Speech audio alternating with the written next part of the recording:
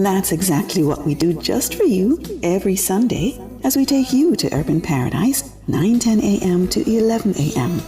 Urban Paradise is our weekly musical journey that will serve up 110 glorious minutes of positive storytelling through music, mixed in with inspirational features to provoke thought and to heal the soul. Like a dream come true, just wanna be with you. So join me, Diane Ashton Smith, this and every Sunday, 9:10 a.m. to 11 a.m. here on Nationwide 90 FM, a revolution in media. Urban Paradise, opening our hearts, connecting to others.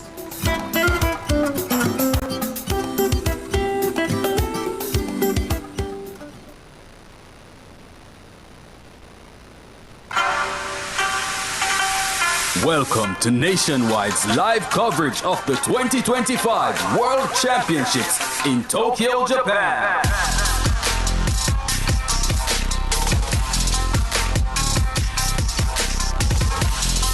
Morning, everyone. It's a wonderful Sunday morning, September 15th. When is it? 15th of September? I'm losing the because I'm in two different countries.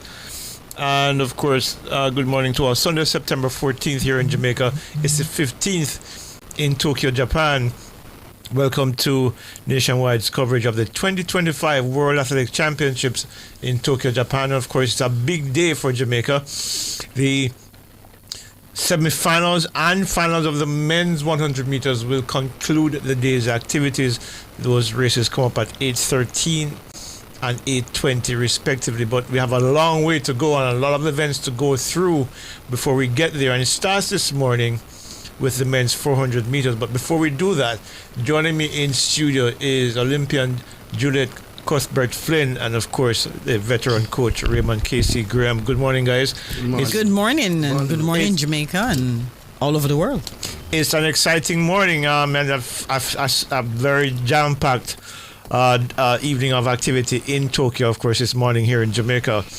But Casey Graham, let me start with you. Of course, the men's 400 meters come up first, and it features a number of Jamaican athletes, including Bovell McPherson, Antonio Watson, the defending champion, Rashid McDonald, and Delano Kennedy. Talk to me a little bit about what your expectations are of these four gentlemen. Okay, our quarter milers have been struggling this year. Nobody seemed to hit the automatic qualification. Watson, they're on 49, 44.89, right. So nobody is yet to hit that. So we're just hoping that they can come and make a big effort because they're struggling. The defending champion, he has been struggling too. And the 400 meter is a tough lineup. So it's interesting to see what they're going to do.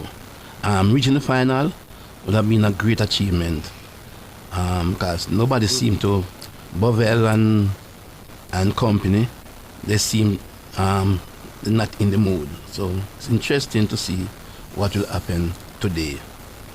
Juliet, as Casey mentioned, Antonio Watson hasn't been fully healthy since he won the world title back in 2023.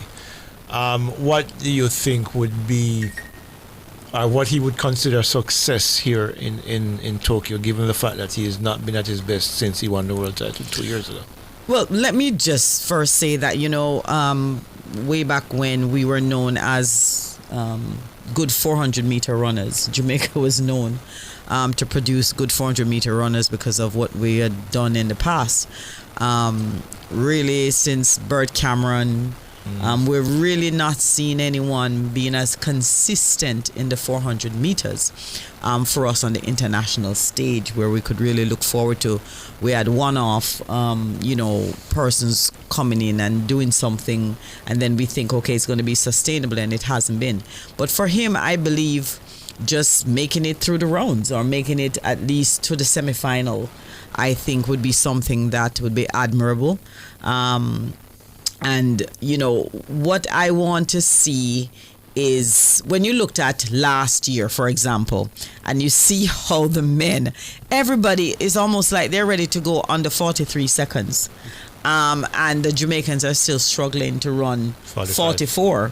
Everybody is pretty much in that 45 range. When you look at even trials, everybody really is really 45 seconds that they're still doing. So we have not made that transition, and so I don't think it's going to be. This is going to be a packed field with many people who are able to actually go below 44 seconds. Are we ready for that? I don't think any of the Jamaicans are ready for that at this time, from what we've been seeing.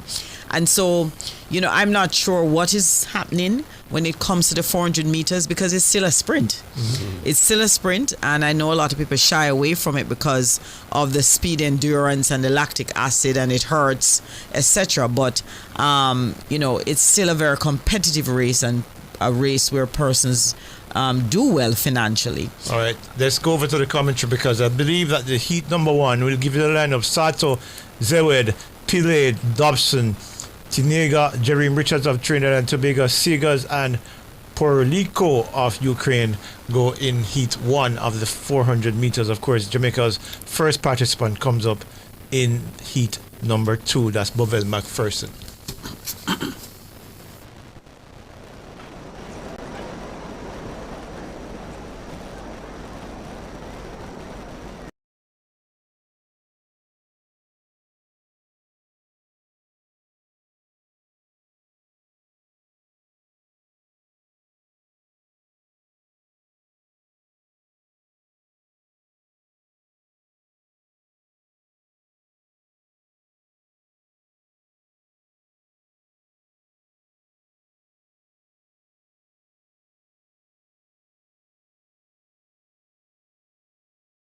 I picked to win the silver medal at these games. Jerry Richards of Trinidad and Tobago, 44.64 seconds to win his heat quite comfortably.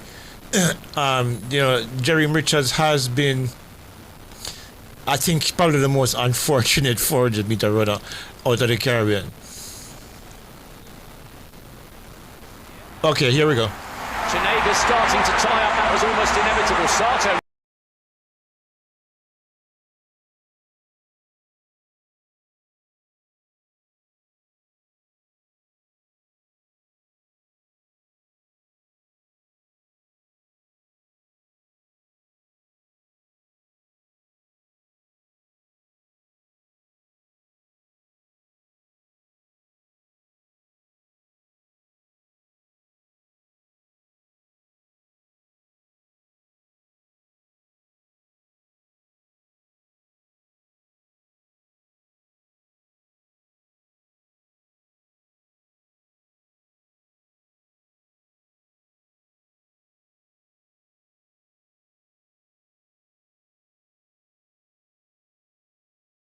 I have picked him to be on the podium. Why? Because I think last year at the Olympics, Jerry Richards did something that nobody has ever done before. Run 43.74 and finish off the podium.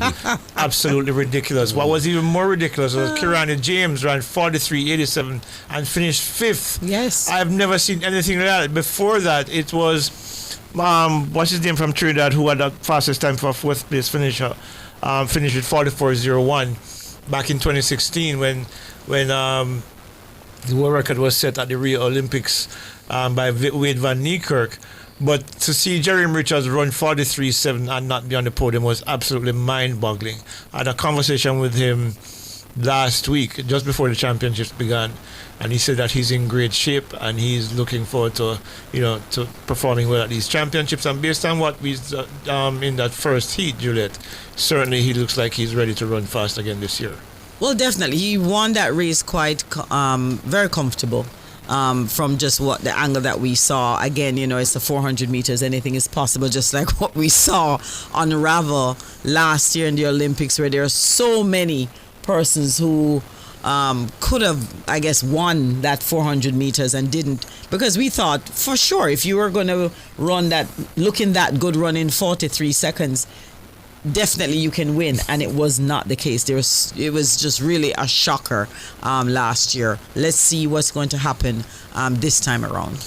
All right, so in heat 2, Let me just get you the schedule, the lineup for Heat 2 that features Jamaica's Bovell McPherson. He is, of course, he ran on the. Did he run on the mixed relay, Casey? No. I'm trying to remember. No, he it wasn't didn't. him. It was what's his name?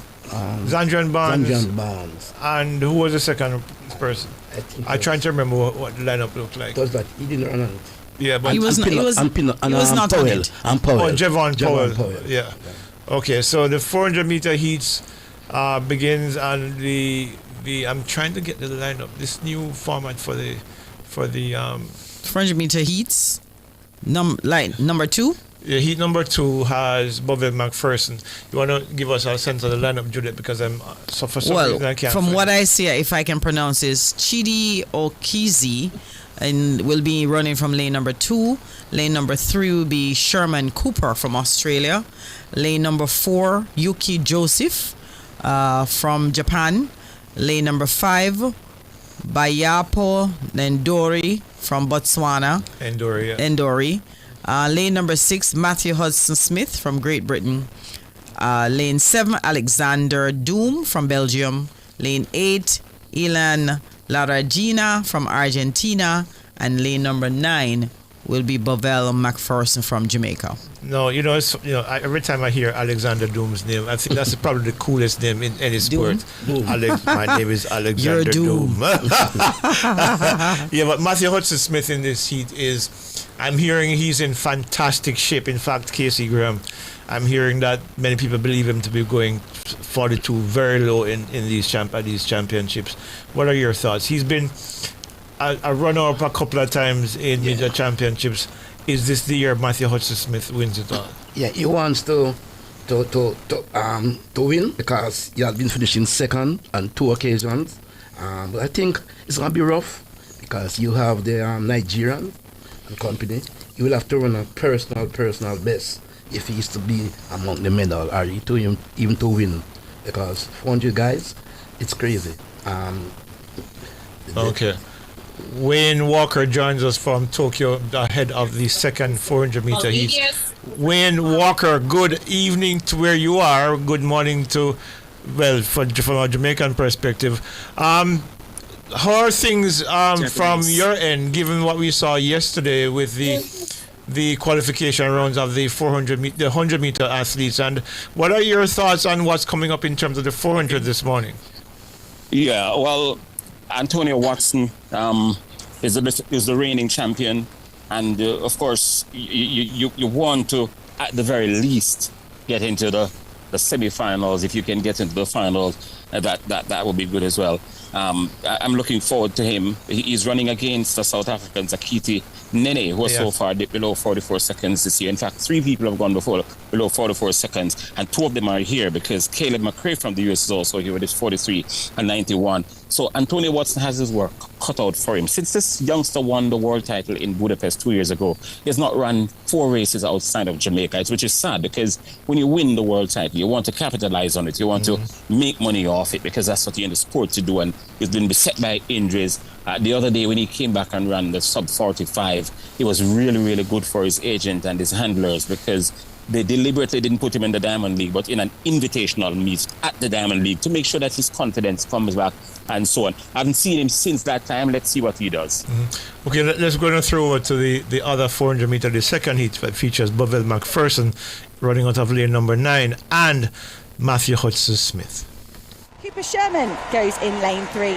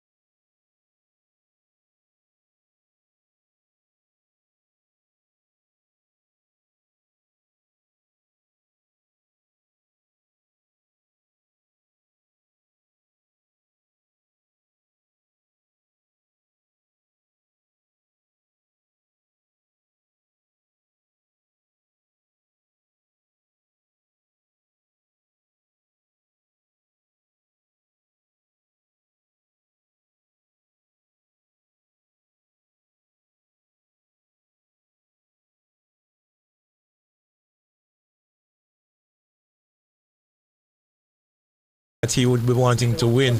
But here we see Bovell McPherson running in lane 9, running wide and running a brand new personal best of 44.51 for third, behind Enduri, who won in 44.36. Are you surprised, Juliet? I mean, given what we've been talking about just prior to the races? Well, no, I don't think I'm surprised. I mean, I think I'm happy for him. He ran great. He ran just blindly out of lane number 9. He really opened up the gap, and I think that is what saved him. He ran in lane 9, all the way. He was pretty much leading the race right until that last curve, and of course that is when Enduri came on and the others came on. But I'm very happy that he was able to actually run a 44.51 in this, coming in with a 44.78. Casey, Matthew Hudson Smith. My information was that he was in great shape. Yeah.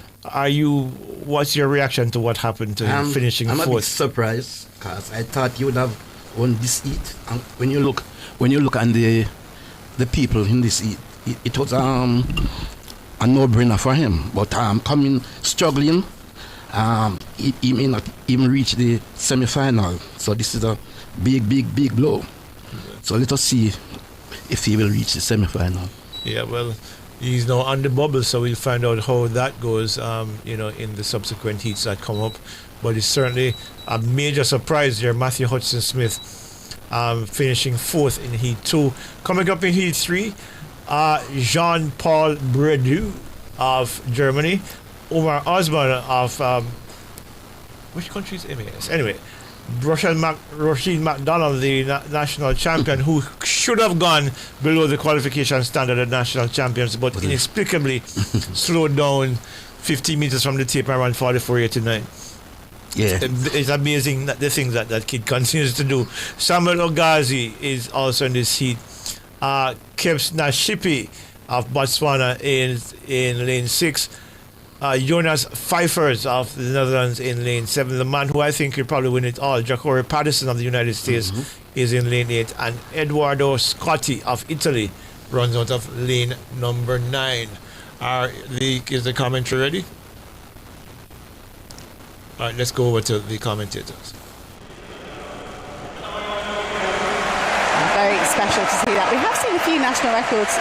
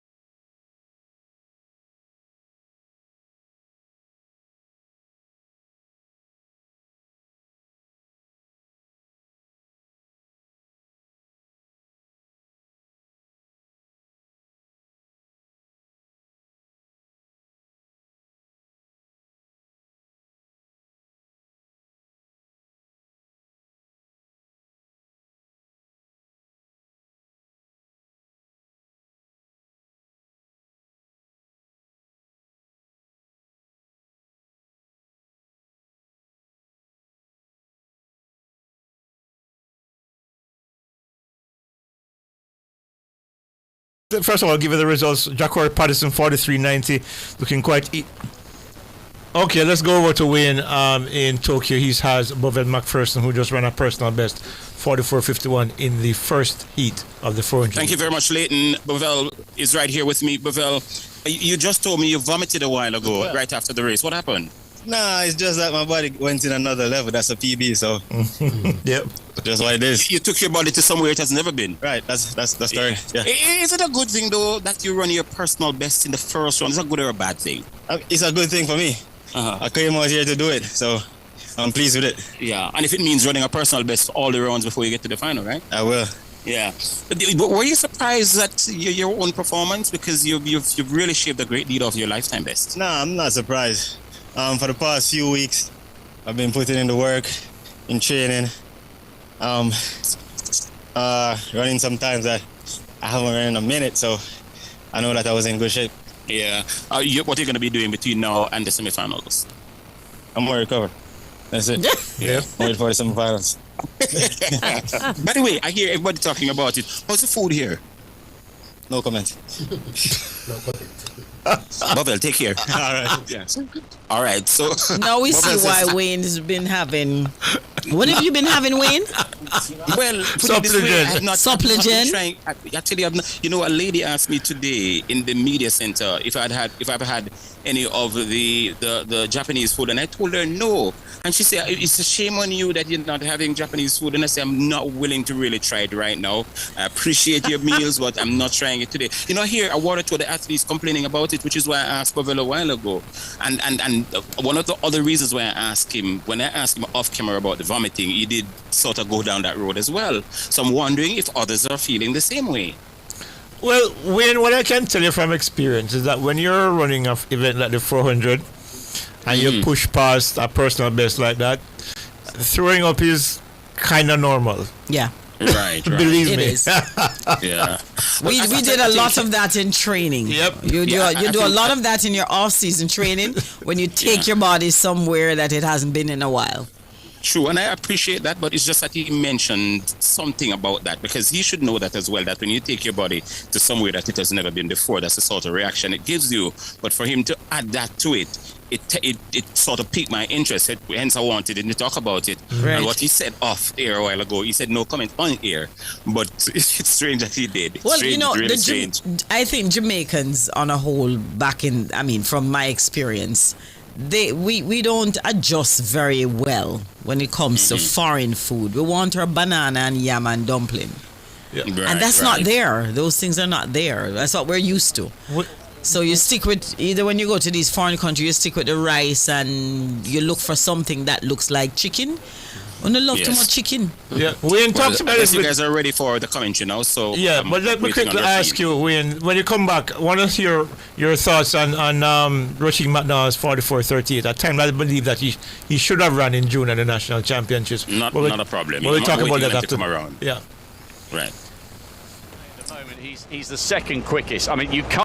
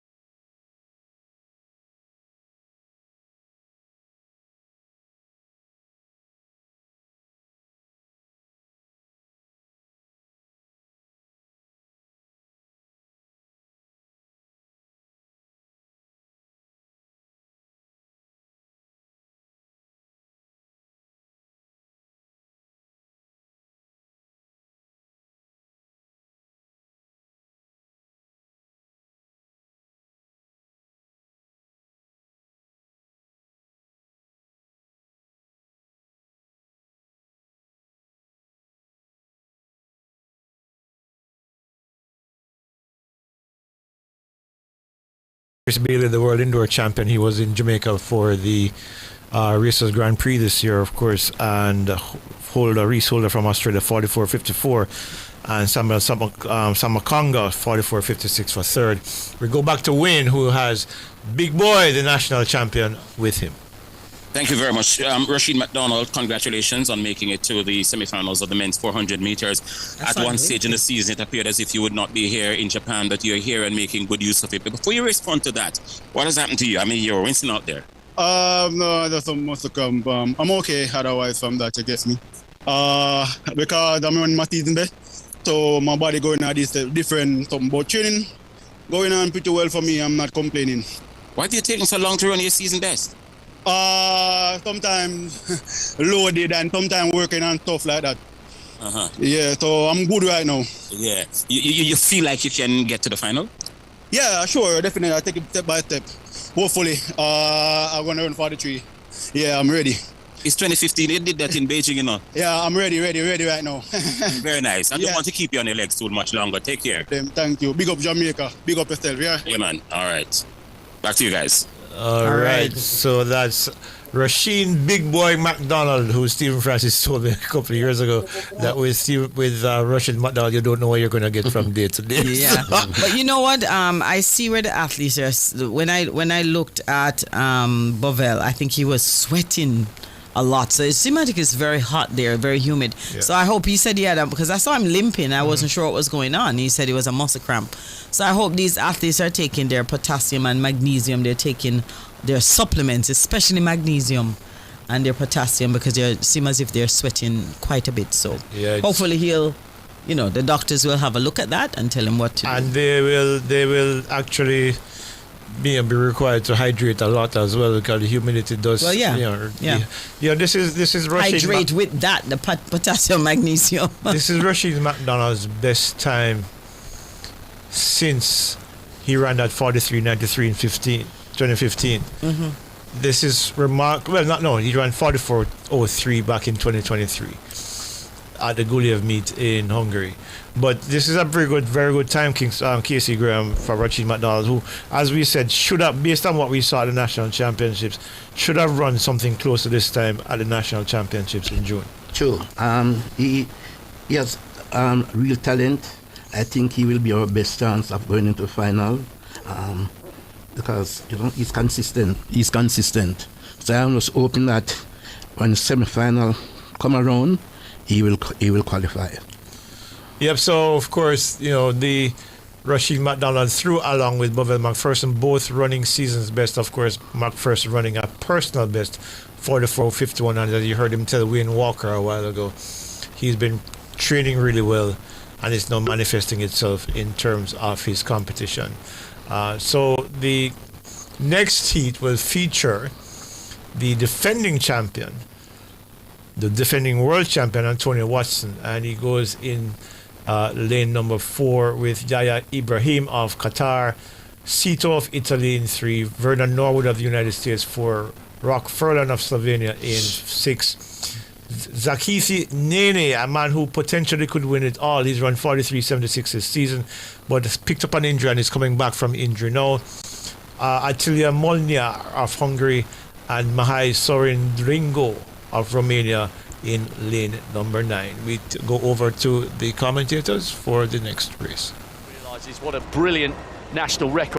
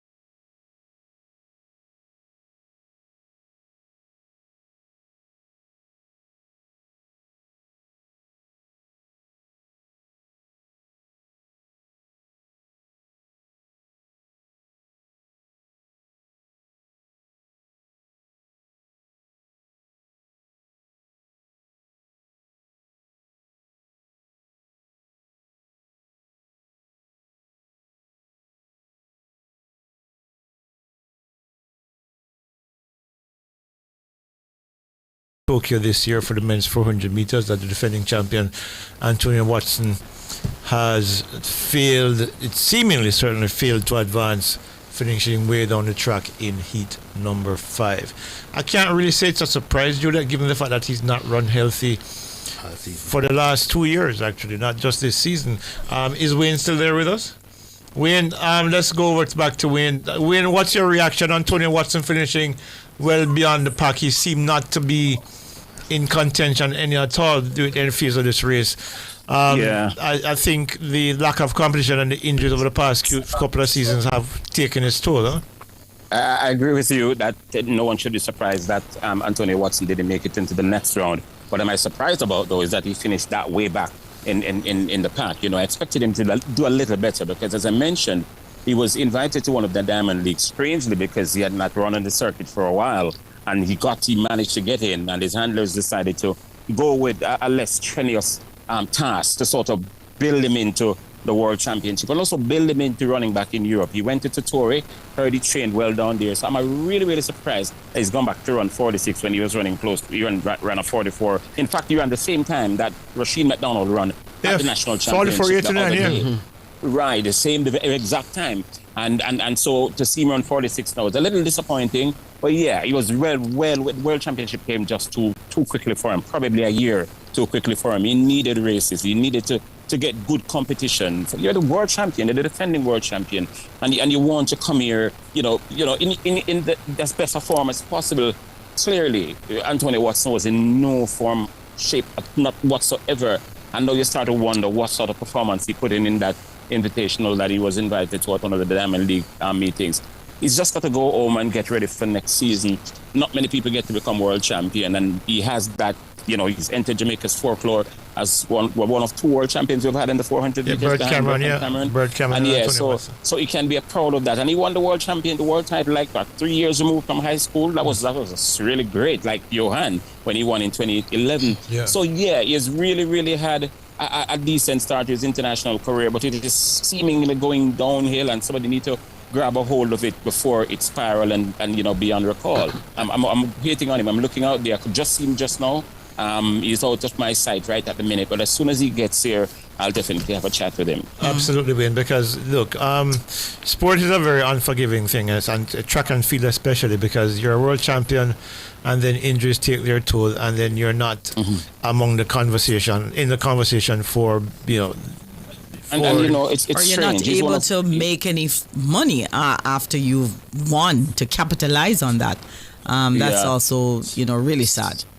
And he's one of the low-key champions of all the world champions from Budapest. I think he's the forgettable one. I mean, he came here with no fanfare. You can't be the world champion in an event where people are running some crazy times and you're not even mentioned once. In fact, not many people know that the world champion is here in the 400 meters. People keep asking, and it is sad. A lot of it, no fault of his, because injuries are part of sport, and you just have to, you have to take the bitter with the sweet, because okay, he's on his way down here. So I'll hopefully he stops, because, Rasheen didn't want to stop. Bovell didn't want to stop. And Antonio is coming now. Hopefully he stops. Antonio, how are you doing? Give me a quick chat before you move.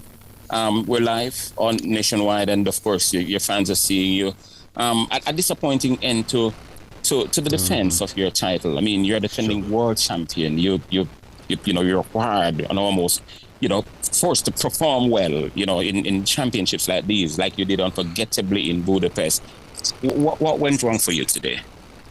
As we know, track and field is a sport full of obstacles, and I guess I just ran into one today. Wasn't one of my best performances by any means necessary, and I know I was in great shape at that, but it's life, and let's just move on from this one. I agree with you, which is very strange. I was just telling my colleagues, Juliet and Casey and Leighton in the studio back in Jamaica, that race that you ran in Europe, 44.89, suggests you were doing well. And then when you landed in Torre, we expect you to come here running like 44.20 thereabouts. So the 46 was really, really... How do you move from 44.89 to 46 at the World Championship on the biggest stage? As I said before, track and field comes with obstacles. Things are... go as planned sometime, and sometimes it don't happen as planned. So from this going forward, I just got to get myself back mentally ready and just move on like I always do. Yeah, I'm happy that you're not sorry for yourself. I mean, I am sorry for you because we have a personal friendship, and I really want you to do well. You really didn't go on to capitalize on becoming world champion, but your spirit is good. I like the attitude, and you're gonna get ready for next year. Yeah, most definitely. And thanks. Take care, brother. All right, Antonio Watson there. And it sounds as if it's a confidence issue with him, or to some level, but the fact that he hasn't been able to compete consistently over the last 2 seasons, and I think maybe didn't trust himself enough to perform here. Is that the impression you got based on that conversation? Yeah, but what I'm taking from it, because, and especially since we were talking about it just a few minutes ago, how he looked in that invitational. He could have, I saw the race, he could have run 44.50 on the night he ran 44.89, and then you wonder if it's a confidence issue because he didn't really want to re-aggravate so close to the world championship.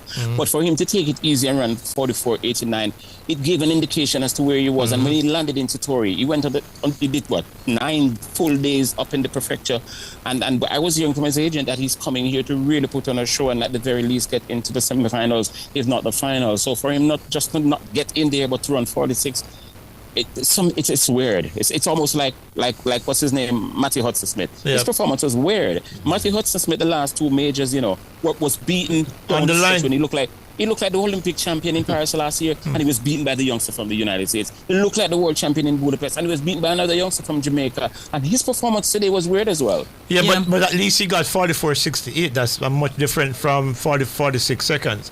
Yeah. But is it confidence though? I mean, you tend to wonder. I mean, I don't know if it's confidence. I think we're all guessing now. Yeah, we're guessing. What it could be. What I do think, and it's something that I've seen from experience and learned from my own personal experiences as well, is that when you're not able to do consistently the things that you know your body can do, you start to doubt yourself. And when you doubt yourself, then you start to underperform. Because you don't trust your body anymore, or you don't trust the things that usually works for you. So it could be that. I mean, as I say, it's all speculation. Until he's willing to be a little bit more forthcoming, then I think we'll never really know what went wrong with Antonio Watson this morning. Yeah, I mean, how could you be world champion 2 years ago and you didn't even run a Diamond League? You've not done anything. I think that's what it is. I think it's the lack of races. You build more confidence with more races, and you also get that race sharpness with more races. You're on the circuit. You're seeing the same people on the circuit, so you get to know your runners, you get to know your competitors, how they race, and it builds that, I guess, confidence in you to come to a world championship and know how to perform. So it could be just a mixture, but I think it's really just, again, it goes back to a lack of races on the international circuit for all of our men, as a matter of fact, for all of the 400-meter men. All right, so the commentators should be ready for the next race, so let's go back over to Tokyo. Bronze medal here in 2021. Ogando is a very good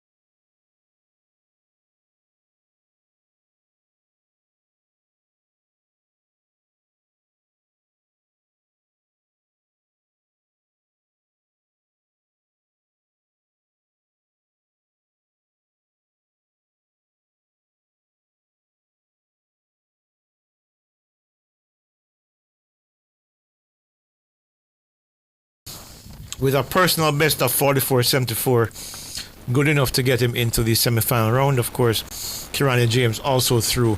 He continues to amaze. Even as he matures as a human being, as an athlete, he continues to hold a very high standard. So, Delano Kennedy, the only Jamaican not to make it through Casey Graham is the now former world champion Antonio Watson. Yeah, he has been struggling all season, so there's no surprise there. He has been struggling all season, no surprise there. He would have to come and run his season best by some far away, but it's that's how it goes, you know. You're not reaching the semi-final. I hope he will be ready for the 4x4. Well, that you can hope that he's kind of, because that would be an opportunity for him to leave these championships with a medal of some sort. Because based on the form of Kennedy and McPherson and, of course, Rashid McDonald, Jamaica should have a decent 4x4 squad. Yeah, they should. But can they medal? It's going to be very interesting because they have not been running fast times in the individual 400. So it will be interesting to see if they can go for it in the 4x4. Yeah, well, 44 lows, 44.38, 44.51, 44.74. Certainly four guys here at least three of these guys who are in good shape, it seems. I mean, two personal bests and a season's best suggests that these guys are running into form. Yeah, that is so true. And they just have to bring it out on the track. Juliet, before the start of the 400-meter heats, we were kind of skeptical about the Jamaicans, the performance of the Jamaicans. Of course, Antonio Watson not making it. But still, a season's best for Delano Kennedy, well, a personal best for Delano Kennedy and Bovell McPherson, and a season's best for Rashid McDonald. Right. Things are looking up to some degree. It is. Let's just hope they can put it together. Again, when it comes to, when it comes to the other races that they'll have, the semifinals. So again, McDonald, I was a little concerned, as I said, when I saw him limping, but he said it was just a little cramp. Let's go over to Wayne in Tokyo. Jeez.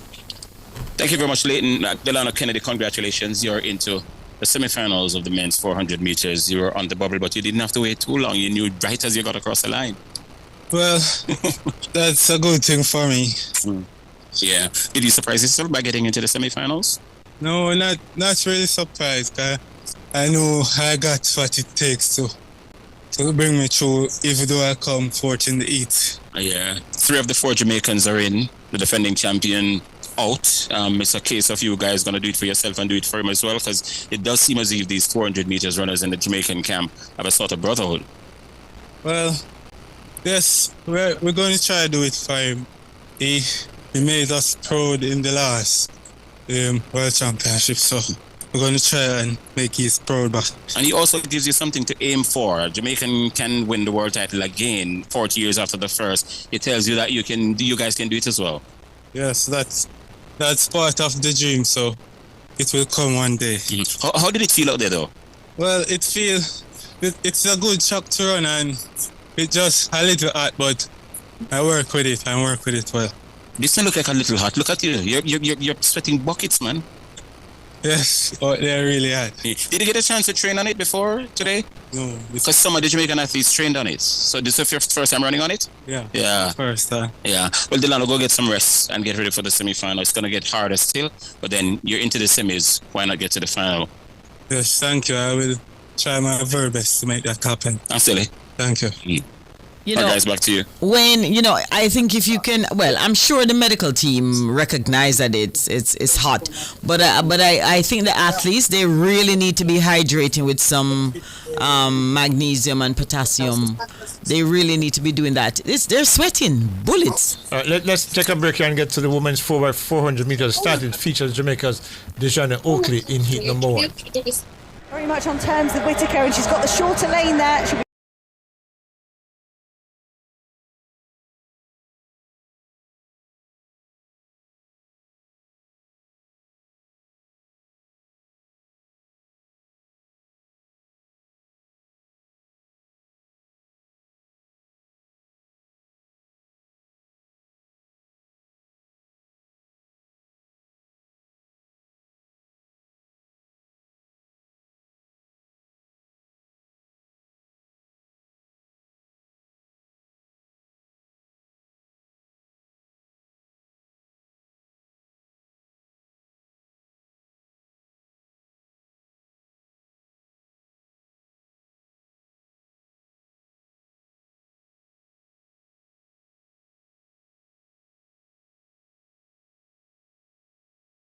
Netherlands, Vicky Klaver.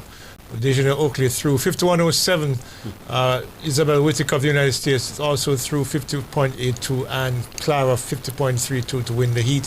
So at least what we're seeing, Casey Graham, is that Oakley has put on a better performance than what we saw from her in the mixed relays yesterday. Yeah, and she wants to be in the final. So take it step by step, advance to the semi-final, and then take it from there. She has the potential.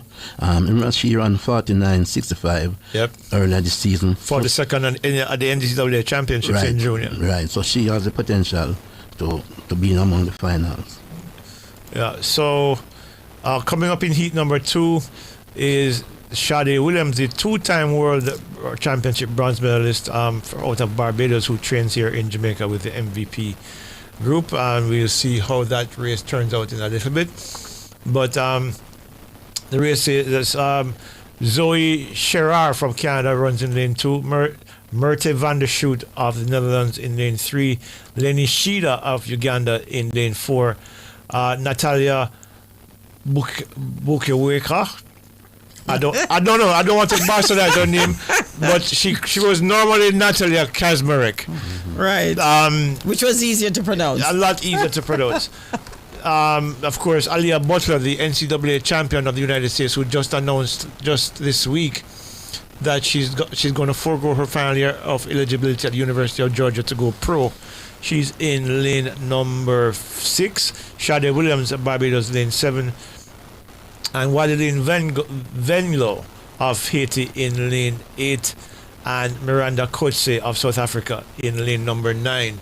That's the lineup for the second heat of the women's 400 meters at the World Championships. This is day 2 of the championships, just to give you a sense of what's coming up in terms of the Jamaicans. In heat number 4, Nikisha Price, the national champion, goes in lane 6. In heat 5, Stacey Ann Williams, who was a runner-up at the national championships, she runs out of lane 7 in heat number 5. And in lane number 8 features the outstanding Olympic champion Marilyn Paulino, the European champion Amber Anning, and that's going to be something to look forward to.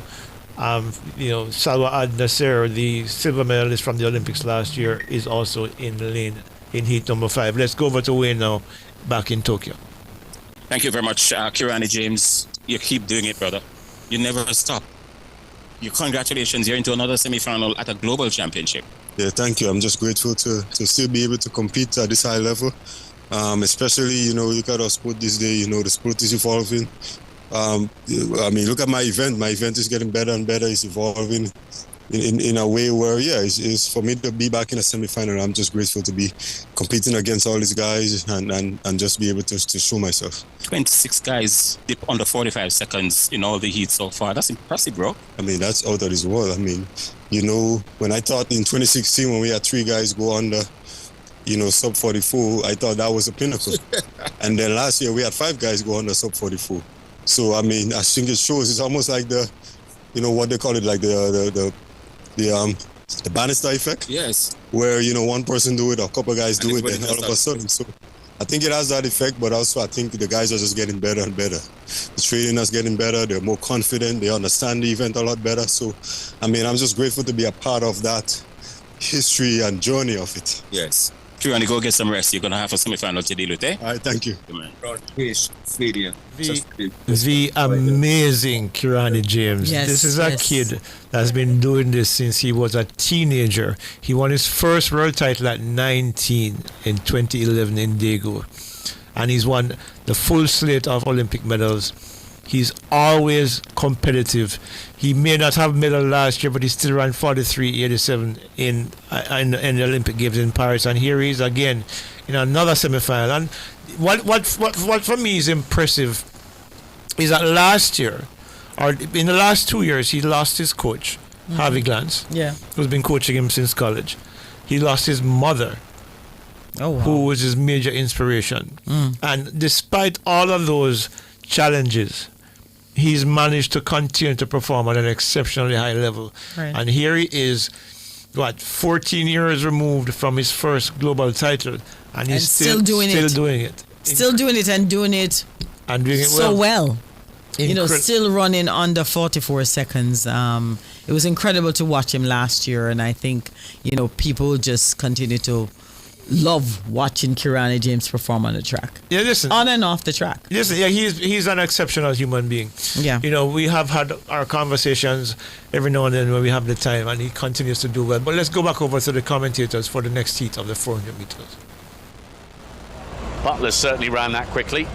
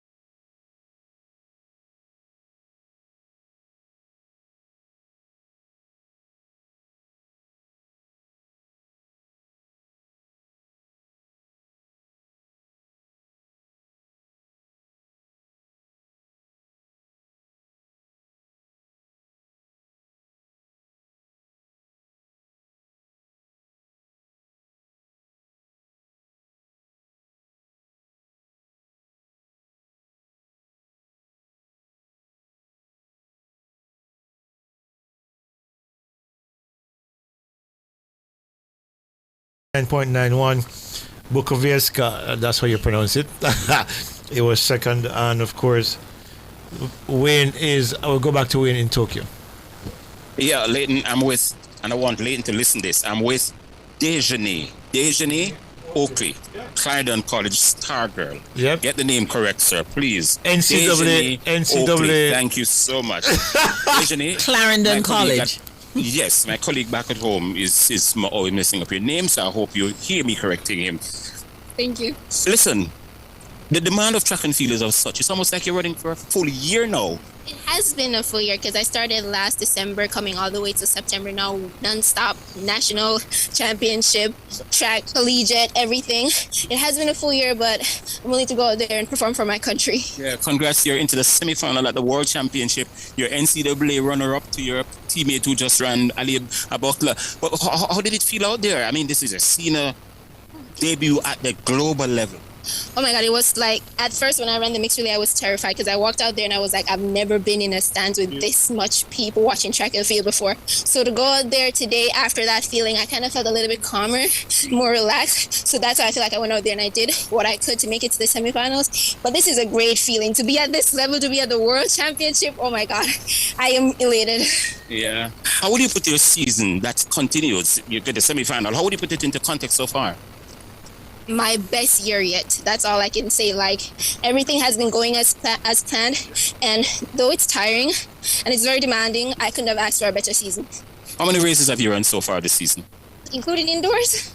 No. Oh Lord, that it's probably like 30 something. It has been a lot this year. Yes, because including relays and all those stuff, it has been a long season. It's kind of strange though, because we saw you in a viral video dancing up a storm.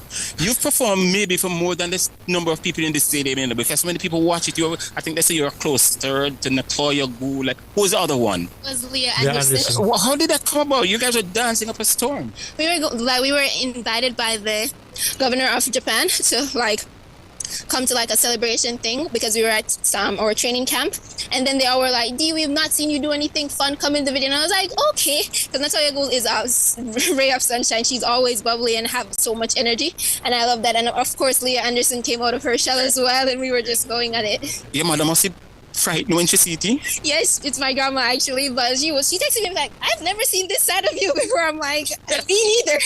She don't know about it. Dejani, thanks so much. Congrats again. You're in the semifinals. I'm looking forward to see you. Thank you so much. I really appreciate it. Yes, ma'am. Wayne, I think I pronounced Dejani's name right. I've interviewed her twice for Sportsmax.tv in the last few months, including after she ran 49.65 at the NCAA Championships. But she's I think, though, Wayne, what you're seeing, I think she's suffering from a bit of fatigue. I mean, you can see she doesn't have the energy that she's been running all season with, because it's been many races across many countries. And as you said, from December last year, it's a lot of races. Well, Wayne is gone. Okay, but so Wayne is not listening. But yeah, I mean, you know, to compete on the collegiate scene, and then to continue that, then to come to trials, to make the Jamaica team, and then you obviously have races on the international circuit. I'm not sure how many races she ran coming into this. You must be tired, because usually college people are back in college at this time, and so they've started their training. She's about to enter her senior year at the University of Georgia. Right, and she's still on the track competing at the highest level, and so kudos to her. And the thing about it, you know, before we go back to the commentary, is that I think she's PB'd 3 times this year. Mm-hmm. So that, you know, that takes a lot out of it. Right. Because when she left Texas and went to the University of Georgia, I think she was a 51 second runner, and she ran 50.9, and then she dropped it to 50.18, and then she dropped it to 49.65. So that's a great drop. Yeah, so she's been peaking at several times. But let's go back over to the commentary, because Sydney McLaughlin-Ravone, who is known for her 400 meter hurdles, is now running the flat 400 meters for these championships. Netherlands goes in 3, round in the mixed 4.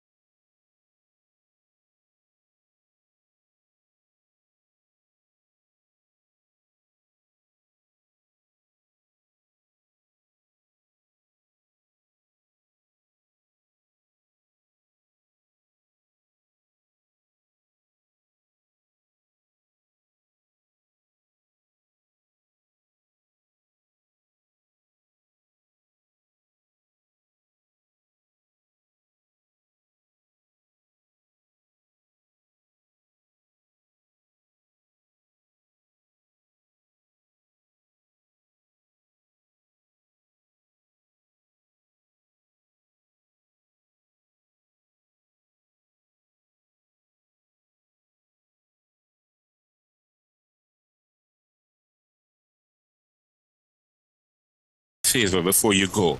There's a man in our studio called Raymond Casey Graham. He was your coach. A lot of Jamaicans don't know that, He's watching you right now. Right now, just talk to him. Hi, I hope you're doing well. Thank you for the support.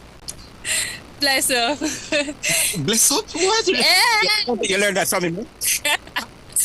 It takes you on. Thanks. Yes. Let me hold on because the other two Jamaican ladies are coming. Nikisha Price and Stacey and Williams. Stacey and Nikisha, what do you mean you can't talk? Come on. Both of you come in the shot. Both of you come in. You're live now on air. Please, both of you. Come, Nikisha, where are you running? Stacey, congratulations, both of you, on getting into the final. Yes, please. But still, is Nikisha moving out to the shot? Come in the shot and Nikisha, right. So congratulations to both of you. Who got in first? It was Nikisha, I think. Yeah. Nothing less than we expect from a young lady with a talent you have. Yeah. So getting into the semi-finals. Thank you. Yeah, but you're not often lost for words, Nikisha. What is that? I'm just excited. All right, so let me move this. Yeah, let me move for the semi-finals. Mm-hmm. Ready. So this time we're going to make the finals, you know what I'm saying? Yeah. Yeah. Stacey, you have special reason to be happy as well. For the first time, finally, you've dipped below 50 seconds. That must feel good. It feels good. It was a long time coming. I'm happy to finally prove it to myself and those who believe in me that I could break 50 seconds because I've been on the bubble for a long time.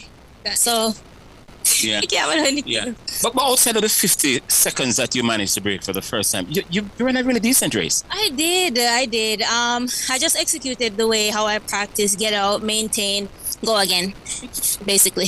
How's the change of environment, change of camp doing? I love it. I am surrounded by great women, medalists of all colors, people like Nikisha, Delilah, the whole likes. I love it. Yeah. Nikisha was here just now watching the race with Dejani Oakley, and she sat here and she watched who was running. It was Sydney.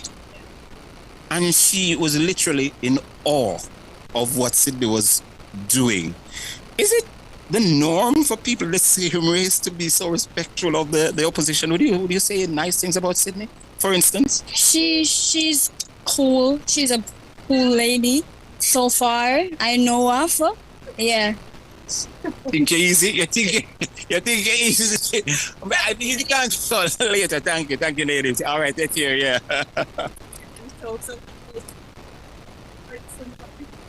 Very outstanding performances from the Jamaican ladies, Juliet and, of course, Casey Graham. What I was impressed with, and of course the fact that we spoke about the fact that we haven't seen these ladies run very often, especially since the trials. 49.91 looking quite comfortable for Nikisha Price. Stacey and Williams, a brand new PB of 49.59. And it tells you that, especially for Stacey and Williams, who was at Elite Performance for a number of years after she graduated from Texas, that move back to Arkansas turned out to be a really good move for her. Yes, because Arkansas, they have a quality 400 program, so that can only help her. Yeah, because if you remember, it wasn't that long ago that Nikisha Price, Amber Anning, Kayla Clark, and I mentioned Amber Anning already. That foursome finished 1, 2, 3, 4 at the NCAA championship a few years ago. Yes. So you're looking at the program there clearly works. And Nikisha Price, who's run 48.5 for Jamaica, new national record, first Jamaican woman under 49 seconds. Sounds very confident, Casey. Yeah. I know everybody's been talking about, Sydney and Ad Nasser, who Wayne just spoke about a while ago, and Paulino. But could Stacey and could Nikisha Price do something and surprise, you think? I think those three, Salwa and company, they are the favorites for the medals. Nikisha will have to come and run another PB. She's to be amongst the medals. I think it's a three-way fight between those three because they have been consistent all season, and I won't be surprised if I see a sub 49. Sub 48. But yeah, sub 48. Okay, yeah. Cool. One of the things that I've always been talking about is the fact that and Wayne alluded to it, the quality of the performances in the women's 400 have been pretty high for the past few years, especially.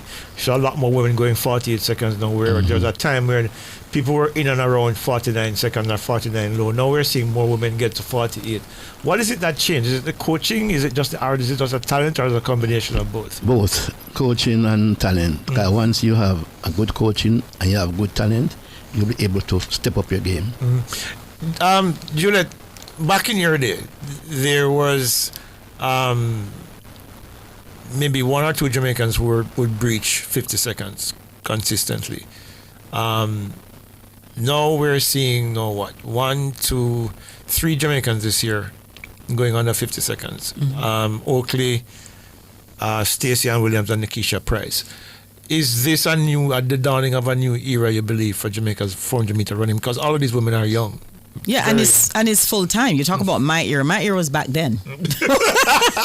Was a long time ago. And so if we had women going under 50 seconds then, I mean, remember when Grace Jackson, a lot of the women shied away from the 400 because it hurt so bad. But I think it is a sprint and it's an exciting race to watch. I love watching the 400 meters. And so, when you have these women running and then for Sydney to say, look, I'm going to take a break from the hurdles and I'm going to step down a little bit and not have anything impede me and go to the 400, that it is a good event for her to want to do that. And so, I think it's going to be exciting just looking at the times, everybody going really under 50 seconds, the top people at least going under 50 seconds for the first round. When have we seen that? For the first round, all these women going under 50 seconds. So I'm definitely looking for something great from between Sydney Paulino, NASA, and of course Stacey Ann Williams and Nikisha Price, who also went under 50 seconds running when Amber, of course, 49.90 she ran. So it's going to be a really good 400 meter going into the semifinals. Casey, Wayne has now told the world that you are part of coaching of Salwa. And what I've found with her is that the last 3 or 4 years, I remember she won the World Championships in 2019, 48-14, makes her the third fastest woman of all time. But she seems to have not only improved on the track, but certainly she's matured as a young lady. I mean, I remember when she was a teenager, she used to do and say all kind of weird stuff. Yeah. But she now seems to be fully mature. She's grown into herself. Yeah, because she's the number 1 athlete in Bahrain, so she has to set an example. And she has matured, and I think she has set the pace for people like Kemi and those people. Because I think she, at this stage, I think she will be in it. She and Sydney, I think she and Sydney will fight out for the gold medal. You think they'll get the better of Paulino? Yeah. 48-17 Paulino will last have year? to change her style. Paulino is taking too long to get into running. And if she does that, she's going to fall short. I think NASA looked the best, even though Sydney, she's an incredible 400 meter hurdler and ran a pretty comfortable 49.41 we saw this morning. But I'm going to tell you, NASA with that 49.13, she looked really comfortable and just took command of the entire race from start to finish, and she looked like she looked stealth. She just looked really steady and comfortable. In the entire race, especially that last 100 where you'd possibly have a little fatigue. Even though all of them look comfortable, she looked the best. Yeah, absolutely. And what is so strange, she along with Paulino, they has been competing on a regular basis, while Sydney is well rested. Sydney no race. No, she no race. She no race at all. So I'm wondering what she will come with in the final also. But I think being consistent on the track, I think both Sydney and Salwa could have the edge. Yeah. She's a fighter. Yeah. And the important thing is that in her last race before the championship, she beat Paulino 48-70 to 49-2. And she doesn't beat her too often. Not very often, no. Yeah, very often. The head-to-head is 3-2 this year, I think it is. But overall, I think Paulino is about 13 or 12 or 13 to 3. So, Paulino is used to running her down or walking her down in the last 100. They are training partners. Paulino and NASA? They're training partners. No, that I did not know. I did not know that. I know that, yeah. Yeah. I know they're training in Domrep, but I didn't know that. Yeah. I didn't know that they were training. Yeah, man, partners. a training partner. Oh, that's good. That's good. That's fantastic. So, because I don't know if I in-camp rivalry. It's in-camp rivalry. Yeah. It's Usain Bolt, Johan Blake kind of dynamic, but it's going to be exciting. I think from a Jamaican perspective, Nikisha Price looks like she's ready to run 48 again. Yeah, because the commentator was saying, you know, she took it out the first 300, and can she hold on? She did not look fatigued at all.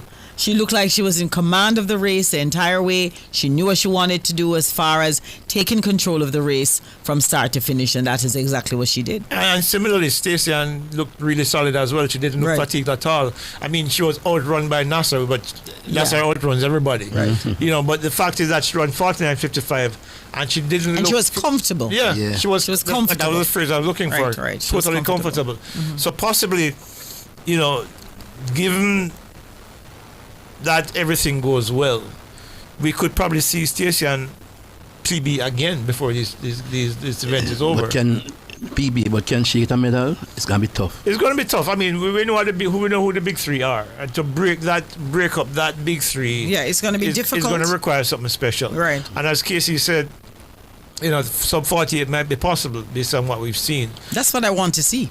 The world record is 47.60, and it's been around since 1993. When is it? 1983? 83. Yeah. 1983. Yeah, Marita Koch, who you know, was extraordinary in many ways, but people feel that was fueled by other things. By fuel. Yeah.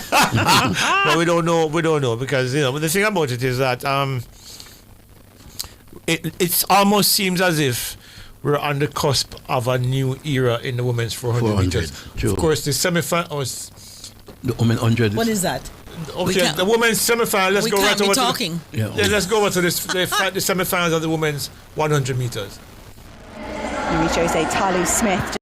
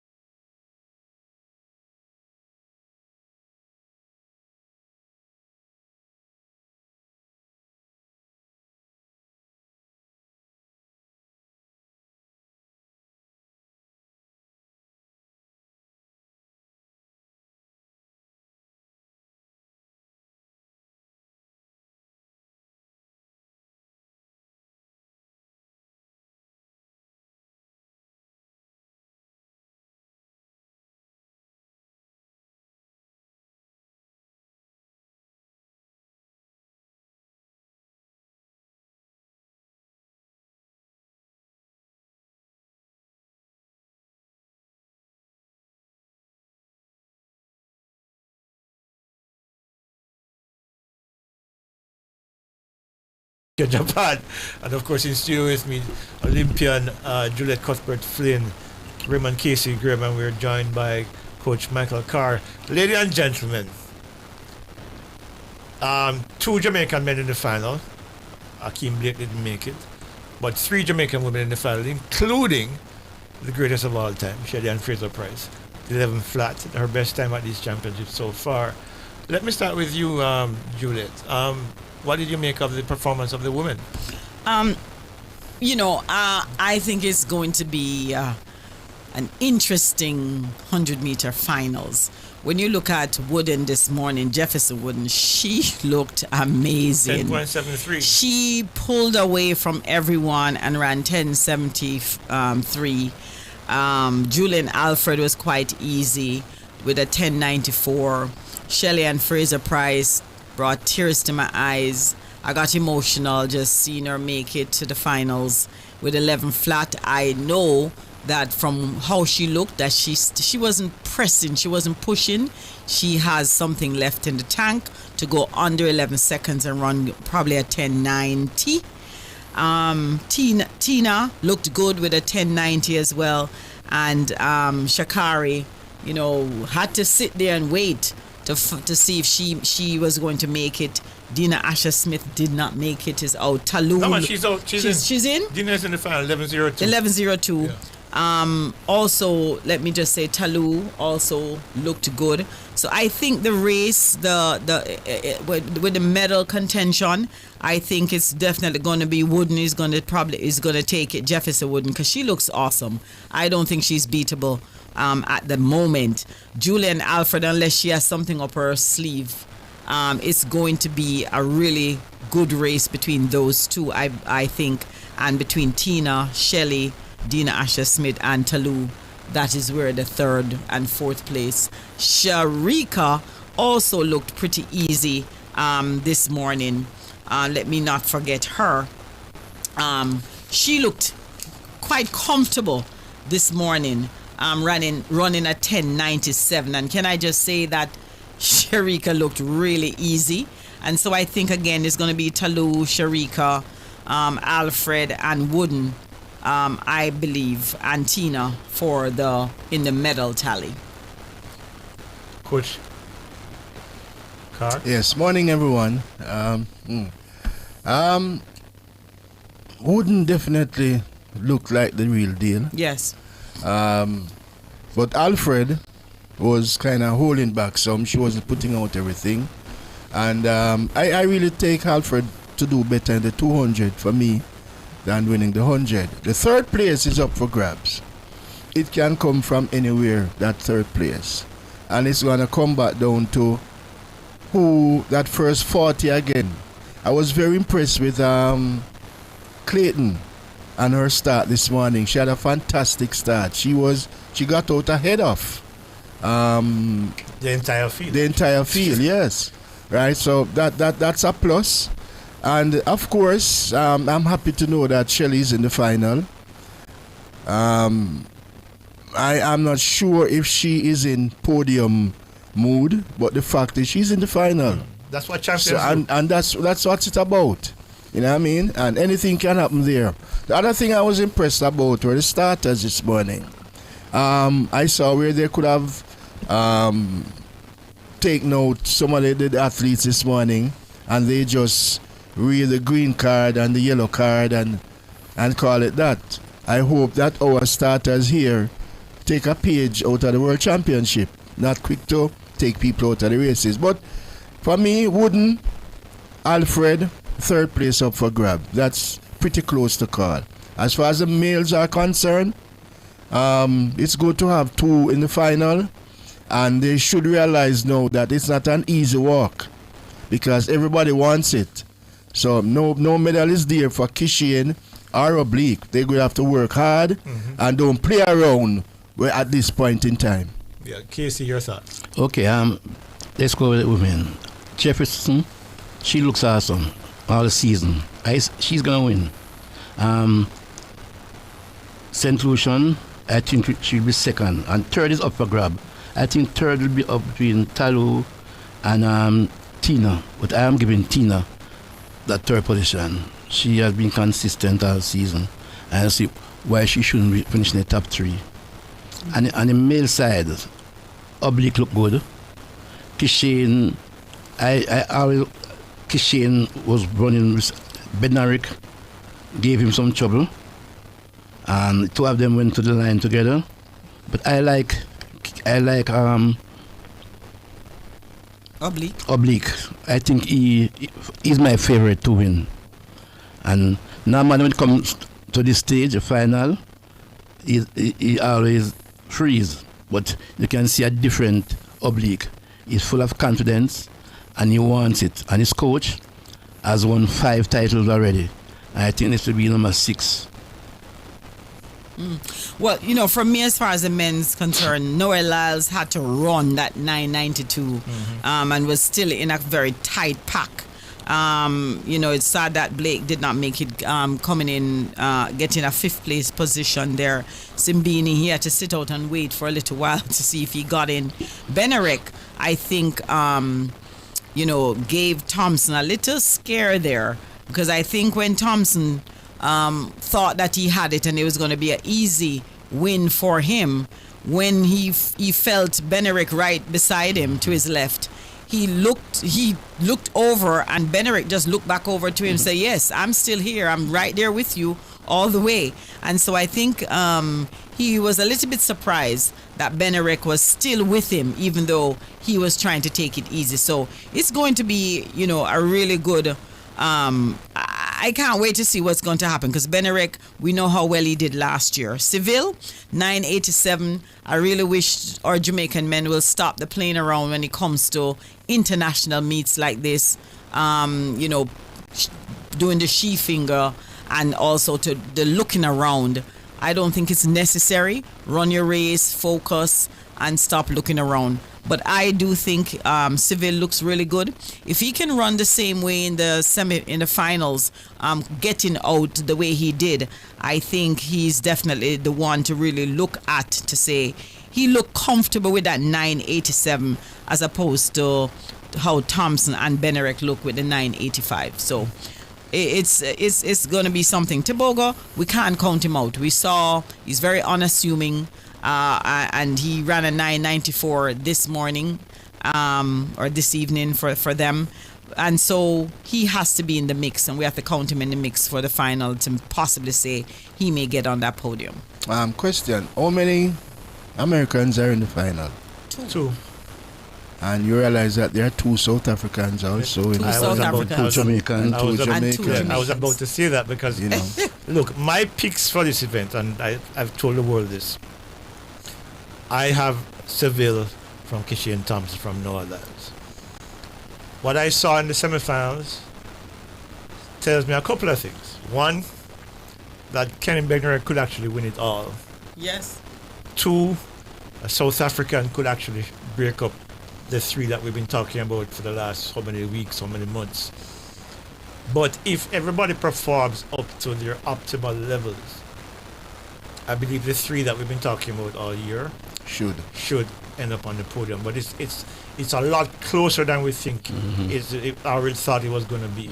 Yeah. Because the South Africans are running really well, and the times that everybody is running is within a window of about 0.05 seconds, which means that any given one of them, if somebody slips up, somebody can step into the space. But it's going to be very interesting to see the mindset and the mentality.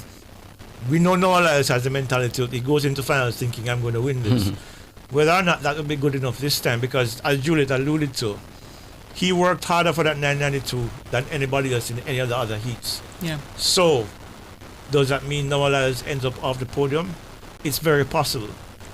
But knowing him, he'll find a way to get onto the podium, because that's what he does. A lot of people don't like him. They think he says things. I mean, this big argument yesterday about when he said that Oblique was panicking. Look, one of the things that let me just segue for a second here. I don't understand why people believe that him saying that Oblique was panicking is disrespectful, or it's... We love user wording. Yeah, or it's rude, or something ridiculous. There are rivals. And in any competition, whether it's sports or business or any sphere of life, that you have a rival and you identify a potential weakness, you will exploit it. And you talk smack. Yeah, and you talk smack. That's what it is. So I don't understand. Everybody's going, oh my God, him shouldn't have said that. For what? So shouldn't have said what though? Shouldn't have said what? He said he wasn't surprised. I know what he said. Yeah, but what is that? Yeah, That's but it's nothing. sports. That's nothing. Yeah, so what he was probably trying to do, in my estimation, It's a mind game. is seeing a vulnerability in Oblique and decided to take advantage of it. There is nothing wrong with that. This is not powder puff. This is not prep school thing Tell where them. you're This playing is- in the schoolyard or you're playing marbles. This is international competition and this is business, because winners get their bonuses in their contracts. Winners get called to meets and make extra money. Winners get good performance bonuses. Winners get good appearance bonuses. So this is a business. So if he identified what he thought was a vulnerability, and him like, yo, exploit it. Let me put that out there and see how he responds to it. It's just like in boxing or any other matter of fact, any sport. Well, he'd be the weak person to really allow that to affect him in a negative way. And Noel Lyles would not get to him if he did not see him as a threat to him. Exactly. He noticed he was not talking about any other person Except per Oblique, se, because except Oblique. Oblique has beaten him twice this year and you. beaten him convincingly too. Thank so you. he knows that if he has an opportunity to somehow reverse that advantage, he's going to take it. Yeah, Right. So I don't know why people are And upset. nothing's wrong with that. It's part of the sport. It's sport. Yeah. It's sport. I mean, for example, if you're in 100 and you know that somebody like, let's use two of our best athletes, Shelley and Ilian. Ilian knows that Shelley is weak in the last 30 meters. And invariably, every single time, Ilian is with her on her shoulder at 60 because she knows that she's going to finish faster than Shelley. And she takes advantage of that. It's par for the course. So I don't understand why people are upset. Noel Lyles rubs people the wrong way, and maybe sometimes he says things that are inappropriate. But the fact is that this is a competitor. Inappropriate to who, though? I mean, I guess that's it. Inappropriate to who? People who are overly sensitive and have thin skins. When you look back, let's go back in history to Muhammad Ali. Yeah. Yeah, when he's going to fight. I mean, the things that he says about his opponents and stuff. Yeah. I mean, everybody loves it. Everybody loves when it. he took the dollar and said he's going to beat the gorilla in Manila. Thank you. Right. Thank you. We're too sensitive nowadays. You know, the man is just doing anything that. One of the things with us, I mean, I find it unfortunate, is that we think that being competitive is somehow a wrong thing to be. Competition drives excellence. And if you can find a way, sport is not just physical, especially individual sport. It's more mental as well, because everybody trains basically the same way under the similar programs, and they come in similar shape. It's the people who are strongest mentally who will win consistently. If you remember, during Usain Bolt's era, there's a reason why in the relays especially, America used to mess up the button changes all the time. You know why? Because they know that there's a certain Usain Bolt an anchor, and they are so focused on him, they are making mistakes in even their simplest of handovers. It's called an advantage, a competitive advantage, and that's what Noel Lyles is trying to exploit. It's a simple thing. But going back, I think both finals are going to be quite intriguing. I think in the women's final, it's going to be two races. It's going to be Julian versus Melissa, and I think then Tina versus the rest. Yeah. And I think for me, I know everybody's going with Melissa Jefferson Wood. I'm going with Julian. I'm not changing my mind. I think if Julian Alfred puts together the proper race, she wins. And if among the men, it comes down again basically to who puts together the best race in the final under pressure, with expectation on their shoulders. That's what I see. I think Jefferson will run close to 10-5. It's possible. Because she's outstanding. She's one of the best athletes I've seen, sprinter. Yeah. She has speed, she has top end, She have start, she have tapping speed, And she holds have her, to finish. and she holds her speeds very well. Right, she holds her speed very well. And that 10-7 this morning was effortless, in my opinion. Yeah. But yeah, when you say effortless, I mean... No, you know but I mean? it was effortless. You know. It was. She ran away from the field. Yeah, she ran away from the field. But the thing is this. I have always maintained, and I've said it all season long. Anything that Melissa Jefferson can do, I think Julian Alfred can do it too. The only reason why I think we're doubting her now is because she hasn't done it yet. She has not shown what But she ran 10.79 to a minus 1.4 wind. She ran 10.77 into a minus 1.5 wind. She ran 21.71 into a minus 1.4 wind. This girl is really strong. And if she gets a start and she's at 60 with Melissa Jefferson, I'm telling you, in my mind, Julian Alfred wins this race. You saw the last time? Right. Julian Alfred was with her up to 60, and she just pulled away from her. No. What happened, Casey, is that Melissa Jefferson got away from her, and Julian caught up with her. And then she pulled away. And then she held on the advantage a little bit. I don't think Jefferson will lose. I mean, no. I'm not saying you're wrong, you know. She's saying, one of a kind. I'm not saying you're wrong. What I'm saying is that in my mind, and look, I think maybe 80% of the world, maybe more right now, think Melissa Jefferson is going to win this 100. And you could not fault anyone for thinking that. Based on the evidence of what we've seen all season, 1065 with a 0.1 win, 1065 at the US trials, 1066, 1073s. She's been running unbeaten all year. She's the only person to have beaten Julian Alfred this season. So if you should put a bet, go to a bet and know the odds on her probably be 1 to 2 or something like that, and you put that bet and you know, so you're not going to make much money for your bet.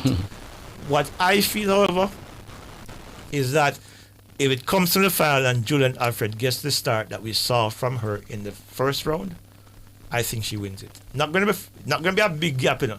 Going to be on the line. But I think both ladies are capable of 10-5. Right? And I think it's who is going to put together that close to perfect race that will win that final. I'm saying that, yeah, it's perfectly reasonable to say Melissa Jefferson is going to win. I just think Julian Alfred is going to win it. Well, you're entitled to your opinion. You're entitled to your opinion.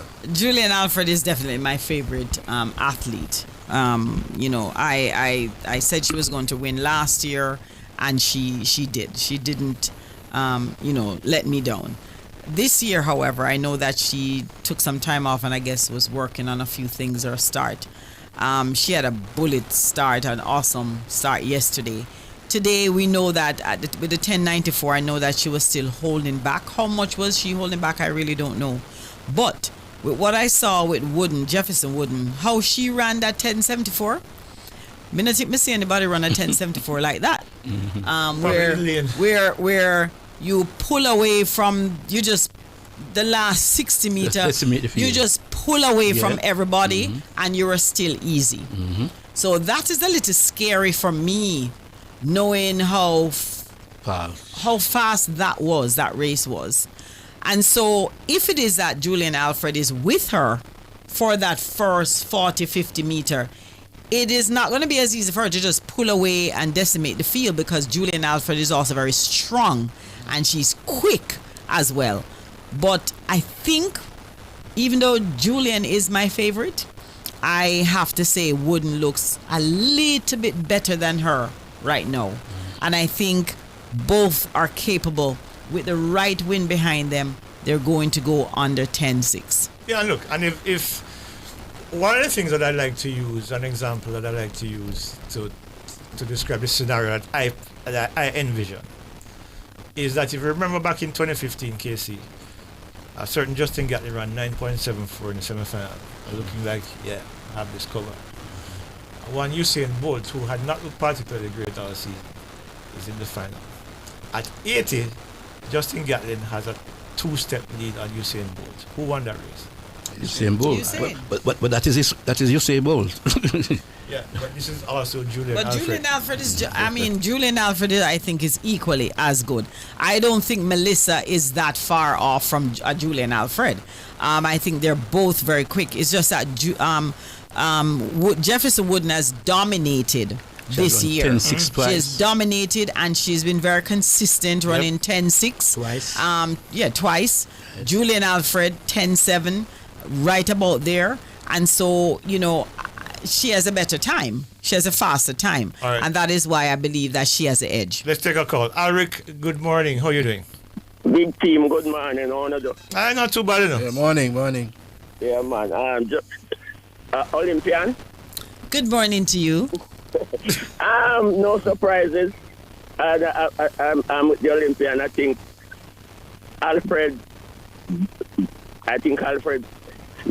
might run second because she's going to try and press. But I have a feeling that Tina is going to run third. Yeah, well, that's my pick, actually. That's consensus. Tina is going to medal. And for the men, Level finish strongly now. Level? Level is not in there. Level is not in Seville. Seville finish strongly now. I just think that we're going to get 2 medals out of this race now. Yeah. We should. Yeah. But this Woodall is her name, the lady from America. Melissa Jefferson Wooden. Woodall is a jumper. Woodall is a long jumper. Tara Davis, Woodall is a long jumper. Melissa Jefferson Wooden. Wooden. Huh? She looks really awful, man. She looks good. Yep, she does. Absolutely. I think this is probably the best season we've seen from a sprinter since Shelley and Fraser Price in 2022. Shelley's 7-10 sixes in one season, including the World Championship final back in 2022 in Budapest. That's the kind of season that. Congratulate Shelley though at her age, going to the world and making the finals again. It's a big achievement in my opinion. I don't know what you guys think. Absolutely. It's a big deal. I think it's massive, and it speaks to her legacy, and it speaks to the quality of athlete that she is. That at 38 years old and battling injuries that she doesn't like to speak about, for her to then get to a world champion, her 9th world championship, and she gets to the final, bookending what is probably the greatest career of all time. Because you remember 2007, she got a medal as a member of Jamaica's 4x1 relay team. For her to get to the final now, 18 years later, is absolutely remarkable. So, What I would love and it's good to look at her age. In the relays. That's what I'm thinking. That's what I think. Coach Carl and I were actually talking about this yesterday, where, coming full circle, relay medal in 2007 on her international debut, and a relay medal in the 4x1 on her departure is a perfect bookend to an incredible career. But guys, that's 18 years after, man. That feat would be so remarkable. It will just prove how great she was over the period. Yeah, and it's not just 18 years, It's 18 years at the elite level. It's not. I don't think Shelley has ever had a year when she was not. Maybe 2011 when she had issues there as well, that year when she finished 4th in Dago. But other than that, and the years when she missed because of pregnancy, she's been on the podium every single year except for Paris last year and 2011. The finals are going to be good. You guys have a good day as usual, the best team, the best panel. So pick up on yourself and enjoy the day. Thank you. Thank you so much. You too. Enjoy your Sunday. It's 8:20 is just less than 45 minutes from now. We will get answers to all our theories. All the questions will be answered. So what am I telling now? Whatever the outcome, though, I think both events will be ones to remember for a long time. Yeah. I think the quality in each of those finals is for the women, really, it's not really a strange thing. Because when you look at the finals over the years, from 2008 coming right through, the women's 100-meter final has always been stacked. Which is one of the reasons, again, why Shelley is such an extraordinary athlete. And, of course, Elaine as well, because Elaine has beaten some stacked fields. I remember 1, 2, 3 in Tokyo. There are 3 fastest women in the world that year, 1, 2, 3, and they were also among the fastest of all time. Not just that year. Shericka Jackson 10:65 Elaine Thompson 10:61, and then eventually 10:54, and Shelly Ann Fraser-Pryce 10:60. Those are three of the fastest women of all time. So you're looking at the quality of the fields have been extraordinary, and this year is no different. For the men, I think there were years like even last year in Paris, you kind of sensed where the winner's gonna go. I mean, you knew that it was Kishian Thompson or Noah Lyles. You were hoping that Oblique Seville would have been able to pull something up, but it didn't happen. But similarly now this year, the only person missing from last year would be Fred Curley. And so but they have a couple of South Africans running 987s as well. So what did Zanel use? And Zanel, I don't think Zanel made it. He was on the bubble. He was on the bubble. Waiting, 10-0, yeah. He made it? No, he didn't. He didn't. Because I think that is where Simbini, he was also sitting there waiting, and he ran 996. Yeah, Simbini was the fastest non-automatic qualifier. You know, so it's Zanel, I don't think Zanel made it. I don't know. Zanel has this thing. If you remember, just a couple of years ago, he would get to finals and false start, Commonwealth Games, World Championships. I think he did it at the Olympics. I don't remember exactly when.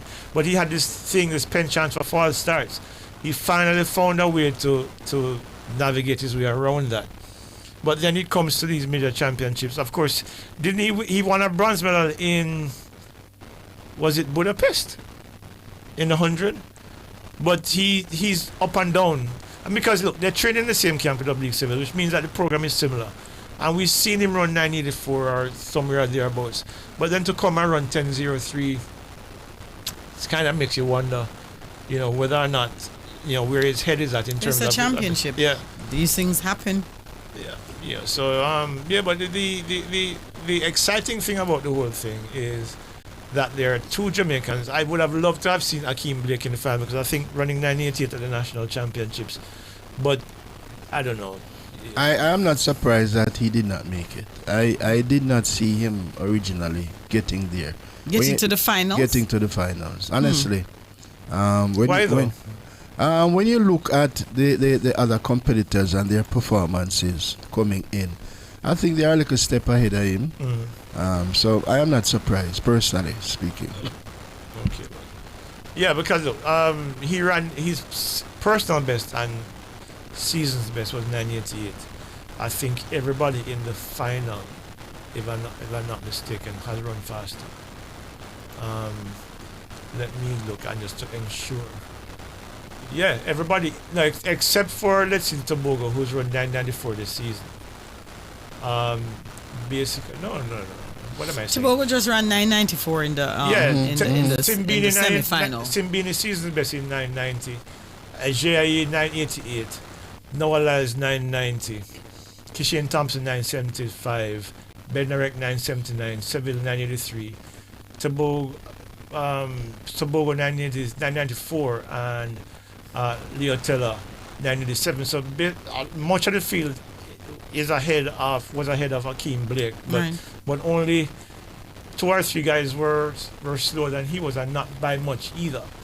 But so on that basis, and given how he performed at the national championships, if he had run 990 here and not made the final, I would have been a little bit more understanding. But to run 10-1? Something like that. That's not going anywhere right now. Yeah, that for me was disappointing. Well, not in the semi-finals. I mean, I think the semi-finals is really where you put your races together. Yeah.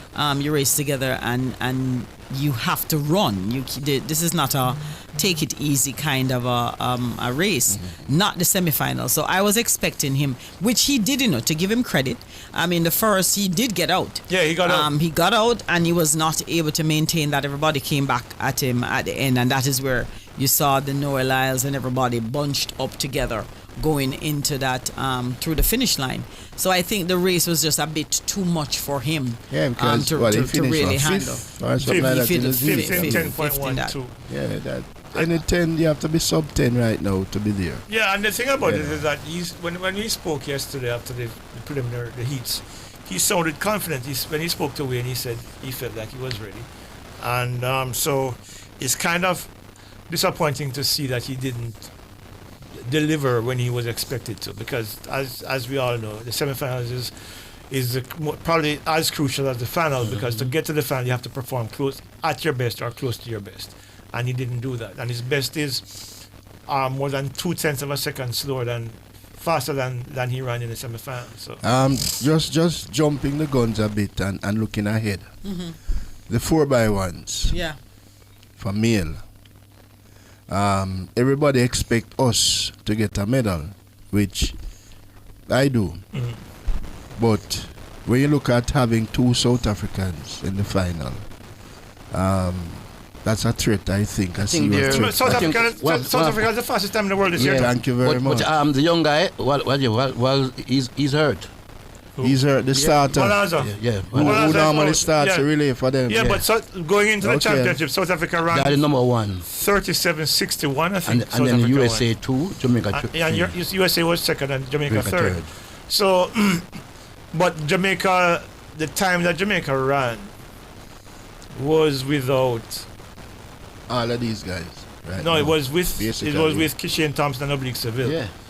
And Blake. Ron Watson, but it was without Blake. Or was it Blake? I remember. I think Ron Watson was in there. Yeah, he led off. And I'm trying to remember if Blake was there. But I don't remember the full quartet. But I think, given what we see now from Oblique Seville and Kishane Thompson, and even Akeem Blake, even though he underperformed in the semi-final, and with people like Ron Watson there and Ryan Ford, I think if Jamaica does not medal, it would be a surprise to me. And we have to always remember too, it's not just about the leg speed, it's about the getting the baton around. I have seen so many times when you have four of not the strongest of individual runners, and the team still perform credibly well. You remember so again, I'll never forget, like the East German team, they were never the fastest or had all the four fastest people, and they were very efficient changing the baton and getting the stick around. So I think once we can get the stick around and without too much of a mistake, I think we can definitely. I don't see why with the men that we have. I don't see why we should not medal. I think we have a very good team, and despite what Blake did in a individual 100-meter, he will come back and say, look, I'm going to put that 9.9 on the track today in the relay exchange. So I don't think we can't. France set a work at a 37.7 back in the 1980s. And Canada also? Yeah. And Canada. With some 10-1 and 10-2. Like one fast person on the Canadian team. Right. Nobody was in the final. Yeah.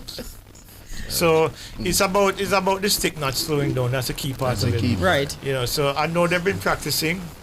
So let's hope for and relays are so different. The excitement, the pressure that you normally have in a 100 meters or 200 meter individual race, it's a totally different ball game when it comes to relay. The pressure is not so heavy because you have other persons that's relying on you and you're relying on them. And so it is more exciting, and so the adrenaline rush is a little bit different from the adrenaline rush that you would have in the 100 meters or 200 meters in those races. So again, there are different factors that will go into running a relay as opposed to running an individual. So you can never look at, this person. Remember, we have used hurdlers. We have used hurdlers to run fast times in a 4x1 relay. And so what is that? These hurdlers were not running 10.9s or 10.8s. They were 11-second people leading off a relay team and leading off credibly well to get that baton around to run fast times. And so again, I don't look at that when it comes to a relay. So I think we will get on the podium. Once the stick goes around. It's about synergy. Smoothly. Yeah, so it's going to be interesting. That time comes up in... The women's final comes up at 8:13 a.m., which is roughly 20 minutes from now. The men's final comes up at 8:20 Jamaica time. And for the first time in a long time, I have butterflies in my stomach. Yeah, because, it's not nerves per se, but it's more excitement of anticipating what is ahead. And I think, the world is waiting with bated breath to see how this final plays out, because there are new players in it now. I mean, people, as I said before, people were talking about Noles and Kishane Thompson and Oblique Seville all year. But now we have Kenny Bednarek, a couple of South Africans, and of course Leslie Tobogo, who looked really good in the semi-final as well. So this is going to be one of those bang-up races for the ages. Kind of reminds me of back in the day when Donald Quarry was among the kings on the circuit, where Steve Williams and Houston McTeer and Silvio Leonard from Cuba, when those guys used to go head-to-head virtually every week. So it's something that you look forward to in terms of the anticipation of who's going to win this big one. And that's where I'm at now in terms of my headspace. So if Jamaica can win a first global medal in almost 9 years, because the last time we won a global gold medal was in 2016 with Usain Bolt, this would be a nice fillip for Jamaica. Well, we did say we were going to get some medals. We're starting off with the medals count today. Yeah, we so, hopefully we can get 3 today. Hopefully we can get 3, 2 in 1, 1 in 1, or vice versa, whichever one comes first. I'll take it. Even if we get 2 in each. Well, that would also be good. Anything really can happen. Anything can happen. Let me just get you caught up on this. The semi-finals of the women's 1500 meters. Faith Kipyega, not a surprise there. 4 minutes and 0.34 to win her heat ahead of fellow Kenyan Dorcas Iwoyi. 4 minutes and 0.65 seconds. Hayelu, Fregweni Hayelu of Ethiopia is also through, as well as Sinclair Johnson from the United States. Marta Perez from España and Sarah Madeline from France is through to the final as well. From Heat 2, Nelly Chipchachir of Kenya is also through to the final with a time of 4:06.86. Jessica Hull of Australia, 4:06.87. Nikki Hills of the United States, you would have seen her run here in Jamaica in the Grand Slam track. She was third. Kazmarewska of Poland, 4 minutes 07.83. Gabriela Debu Stafford of Canada is also through, as well as Sarah Healy of Ireland. So all those ladies are through to the final of the 1500 meters women at the World Championships over there in Tokyo. The men's 10,000 meters is currently on track, and we'll give you the results from that. And that comes up just before the women's final. That, in case you missed it, I'll give you the lineup. In lane 2, Sha'Carri Richardson. The last time when she won the world title back in 2023, she did it from lane 9 or lane 8. Sherika Jackson is in lane 3. Melissa Jefferson Wooden is in lane 4. Julian Alfred right next to her in lane 5. Next to Julian Alfred is Tina Clayton in lane 6. Marie Jose Talou Smith in lane 7. Shelly-Ann Fraser-Price runs out of lane 8. And Dina Asher Smith runs out of lane number 9. In the men's final, South Africa's Akani Simbini runs out of lane 2. Kayansola Ajayi of Nigeria runs out of lane number 3. In lane number 4, Noah Lyles. Lane number 5, Kishane Thompson. Lane number 6, Kenny Bednarek. Lane number 7, Oblique Seville. Lane number 8, Letsil Tobogo. And in lane number 9, Gift Leotela of South Africa. So 2 South Africans are in the final, 2 Jamaicans, 2 U.S. athletes, and 1 from Botswana, and 1 from Nigeria. Very, cosmopolitan mix of sprinters from across the globe seeking to become the fastest man on the planet. That comes up in not very long from now. So, the big question is now, where does Jamaica go from here? Assuming that we get medals in this event, we're looking ahead to the start of the 200 meters comes up in the next couple of days, where one young man who has been in the conversation, but not necessarily for the right reasons, in the 200 meters, talking about Brian Lavelle, him looking on now, Casey and Michael, you being coaches who had to guide athletes, what goes through an athlete's mind, you think, watching the competition, awaiting your turn to step on the track? Yeah. You'll be anxious because this is a strong event. But when you look on the top 3, you have 3 top athletes there, USA. USA has 2, and Tobago. And I think Tobago, when I saw him the last time, he lost the race on the line. He was leading. No. But I think those 3, they will dominate. I think Jamaican, I think he's young. It will be a good opportunity for him to come on the scene. But I don't think he will displace any of those 3. Interesting. Coach Carr? How is he feeling now? Yeah, a little anxious, a little nervous.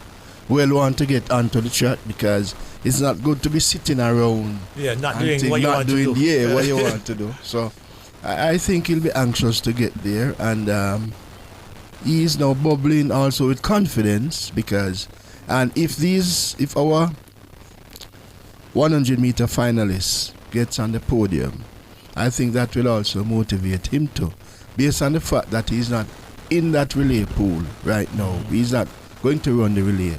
I think he still try to prove a point that, hello, I could have and should have, but this is me and what have you. So I expect him to be nervous and anxious to get going. Eager to get going. Yeah, man. And let me talk to Juliet, because Juliet would have experienced that more than any of us. I've never run a Definitely. games. I've not even come close to that.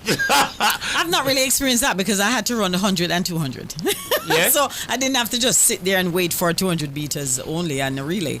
But yeah, with any athlete, I think sitting in the village, waiting for their turn, I think they're looking on at the excitement of all the other races. Yes, the 100 meters is going to definitely kick off the fireworks, I believe, today.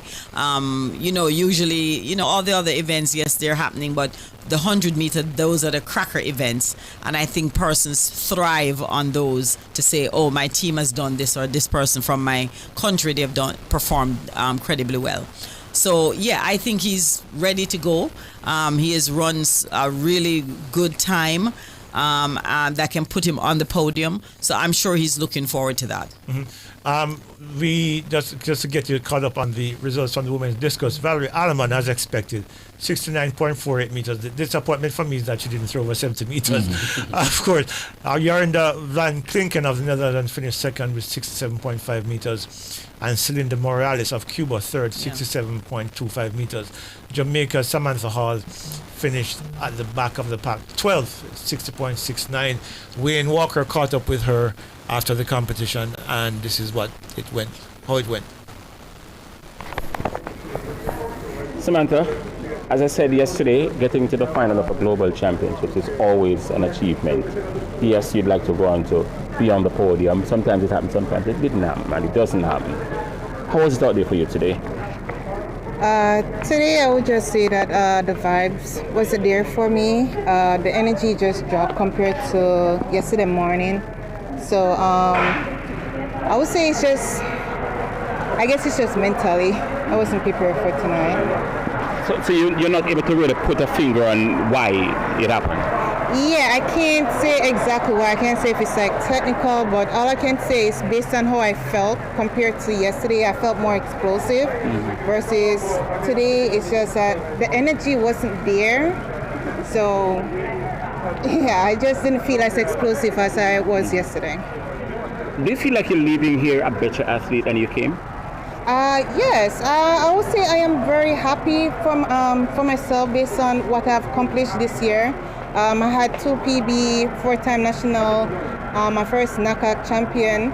So I can't complain. So being the first Jamaican woman to make the final, I have accomplished a lot this year. So I would say this year has been my best year yet. Yes, I wanted to be on the podium, but I guess I couldn't get it today. Yeah, and it's something I'm sure you're going to build on for next year. So next year is the Ultimate Challenge. They don't have women nor men discus. Well, most of the shows they don't have next year. It's just only sprint. So the only thing I have for next year is Commonwealth. So I'll say I'll be back at World Championship in 2027. In China? In China. Thanks a lot, Samantha. All the best to you. Thank you. They're talking about her performance today in the the women's discus, where she threw 60.69, a best throw that had her finish 12th of the 12 women who were into the final. One of the things that I've always belabored is the point that I don't think we engage the services of sports psychologists enough. You heard her say that she don't think she was ready for today. You just qualified for a final. Yeah. Why would you not be ready for it today? Good Which question. means that sometimes is how an athlete sees things from their perspective, and sometimes you need to bounce those things off someone who is able to help you guide yourself mentally through that mental morass and find some clarity, and then allows for better performances. Because if your mind is not in sync with your body, then you're not going to be able to deliver what you want to deliver. But you say she was very confident. Yeah. She even spoke about getting a medal. Yeah, but the thing is, she then had time overnight to fall asleep, wake up, think about things, and then probably found herself thinking, boy, them girl they throw far though. Yeah, but that, in this day and age, there's so many things that you can download. So you don't necessarily have to get a sports psychologist there with you one-on-one. But there's so many inspirational things on YouTube, on different platforms that you can listen to get yourself charged up just in case you need that backup, to make you feel like, okay, I'm going to get out there and I'm going to do this, I'm good. There's songs that you can listen to, there are different things.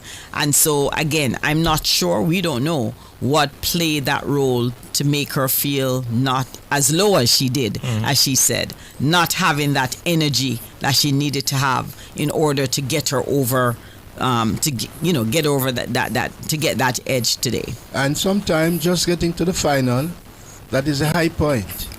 Need to get into that final. You reach the final, you really don't know what's next to do, unfortunately.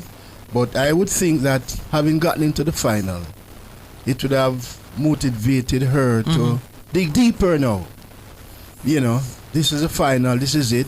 Yes, she was talking all kind of things and said, boy, she want to get on the podium and blah, blah, blah. But it is surprising that the energy went down. Yeah, you'd have thought that she would have been excited to get into the final. Yeah, which is what I'm saying, because, and while to Julian's point, I mean, there are a lot of things you can actually download. There's a lot of stuff on YouTube, but sometimes you need that person in front of you to have a conversation with that will respond immediately to your specific needs in that moment.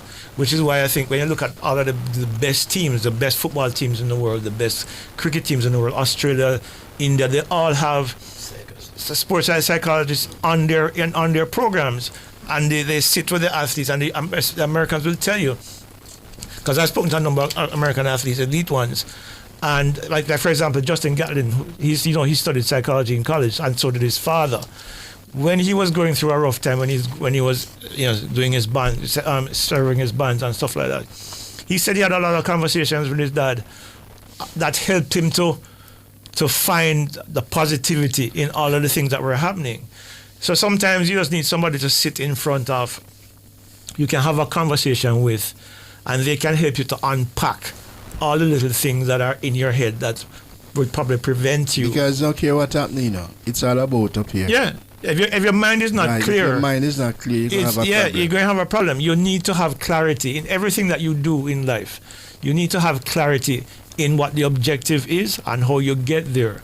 And if you don't have that plan in your head and it's clear, then you're not going to perform the way you need to. And so I think, I'm not saying that she hasn't employed the services of one, but what I'm thinking is that from an administrative standpoint, because I'm looking at the team of officials. Do we know that they don't have one? Well, I'm looking at the team of officials, and they have physiotherapists, they have all kind of different people.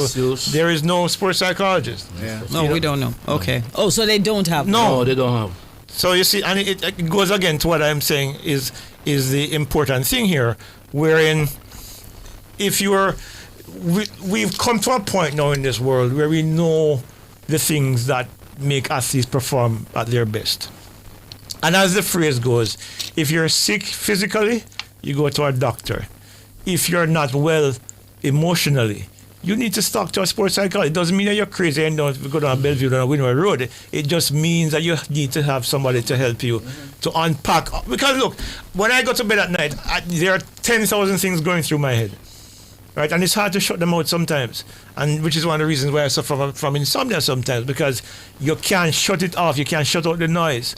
Sometimes you need that external voice to help you to navigate your way through those clouds to get to some kind of clear. What about the person or the things that helped her to reach where she reached? All right. Couldn't she go back to those? I mean, of course, because this is not, if you're going to feel that way, this is not something that just happened overnight. This is a personality thing that you should know that is a factor, and you prepare yourself. Yeah, going to and that's what I'm saying. Juliet has been helping me and talk to the whole time. Yeah. So again, I'm not going to try to get into somebody's mind to try to figure out why because she didn't explain as to what caused it.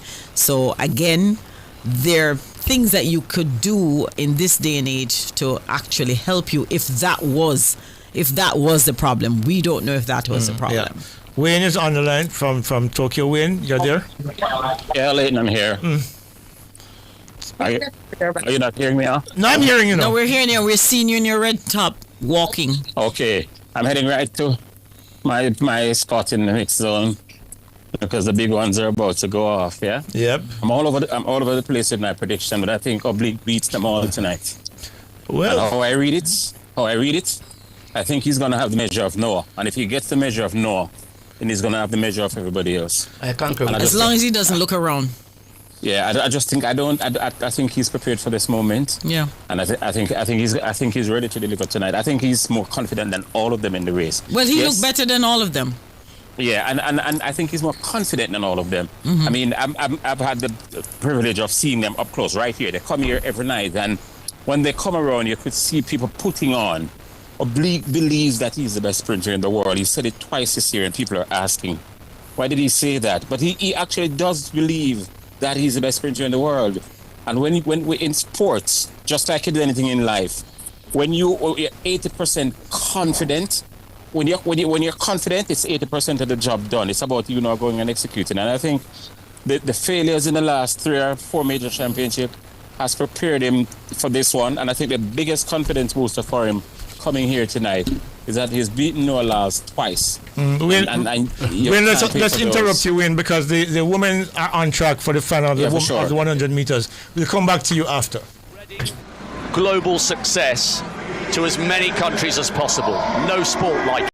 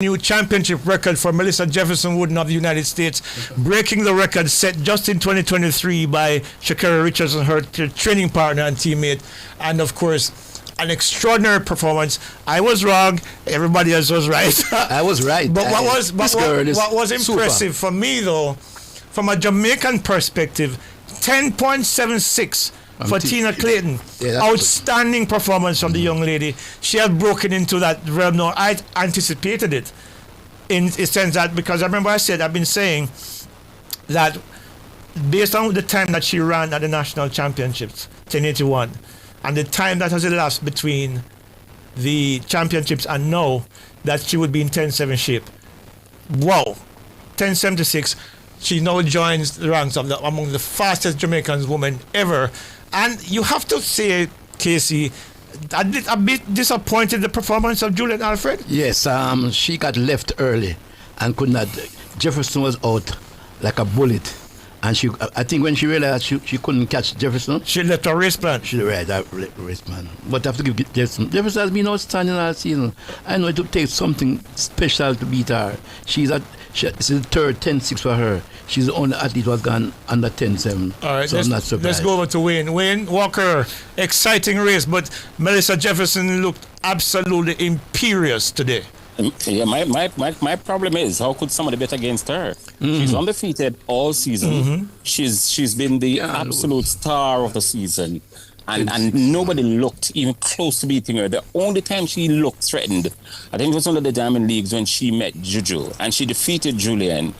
And it's the only time I question her. But these times that she's running, they're out of this world.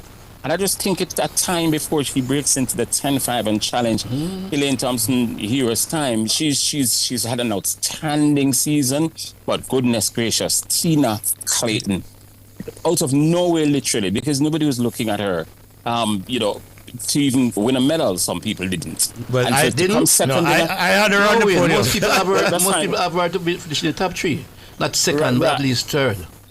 Right, probably, but not a lot of people had her winning a medal. Seriously? And it was, not a lot. And you would, why would you blame somebody for not believing that she could win a medal?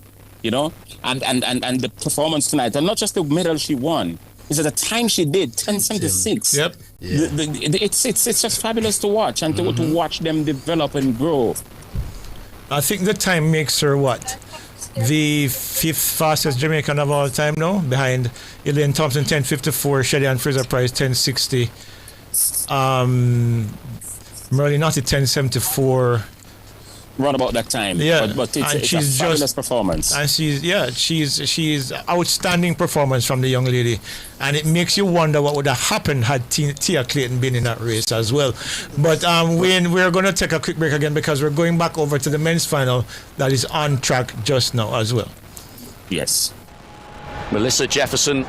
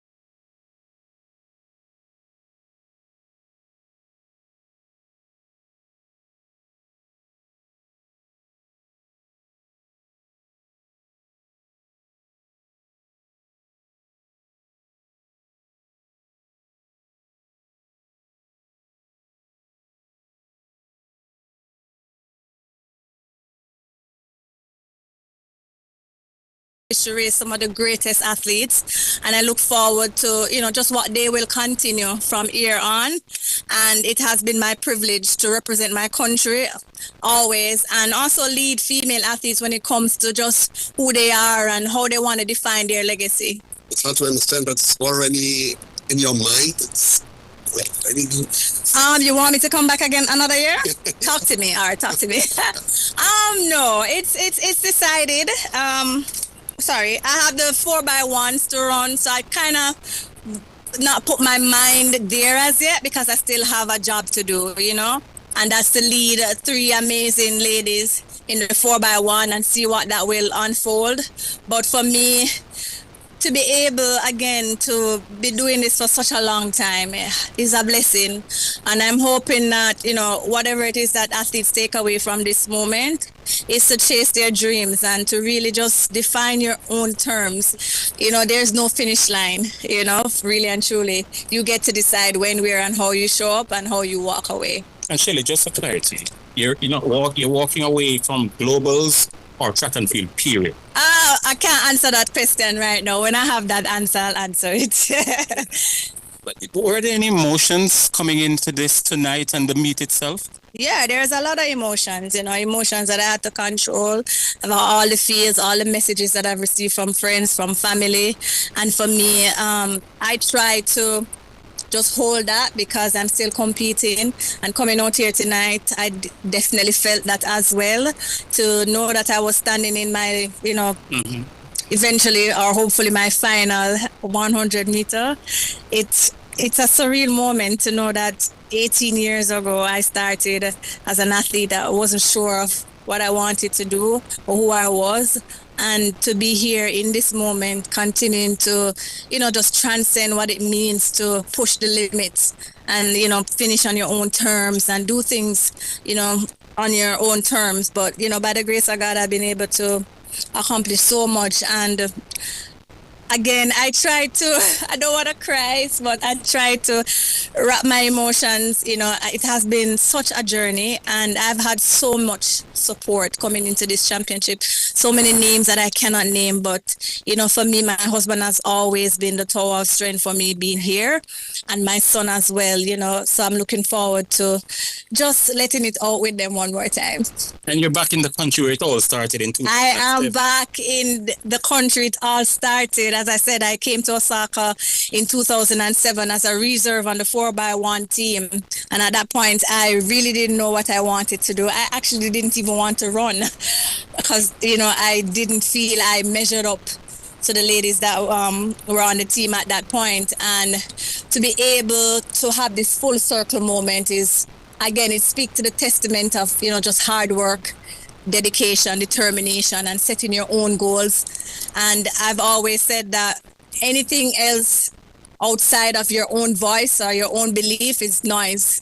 And I don't listen to outside noise. I kind of focus on what it is that I want to do and to, leave a legacy that will hopefully inspire many generations to come. To have some words for all your fans all over the world. Yeah, all the fans, I've met so many amazing people, so many amazing fans, young people, old people, men, women, children, and you all have given me so much love and support.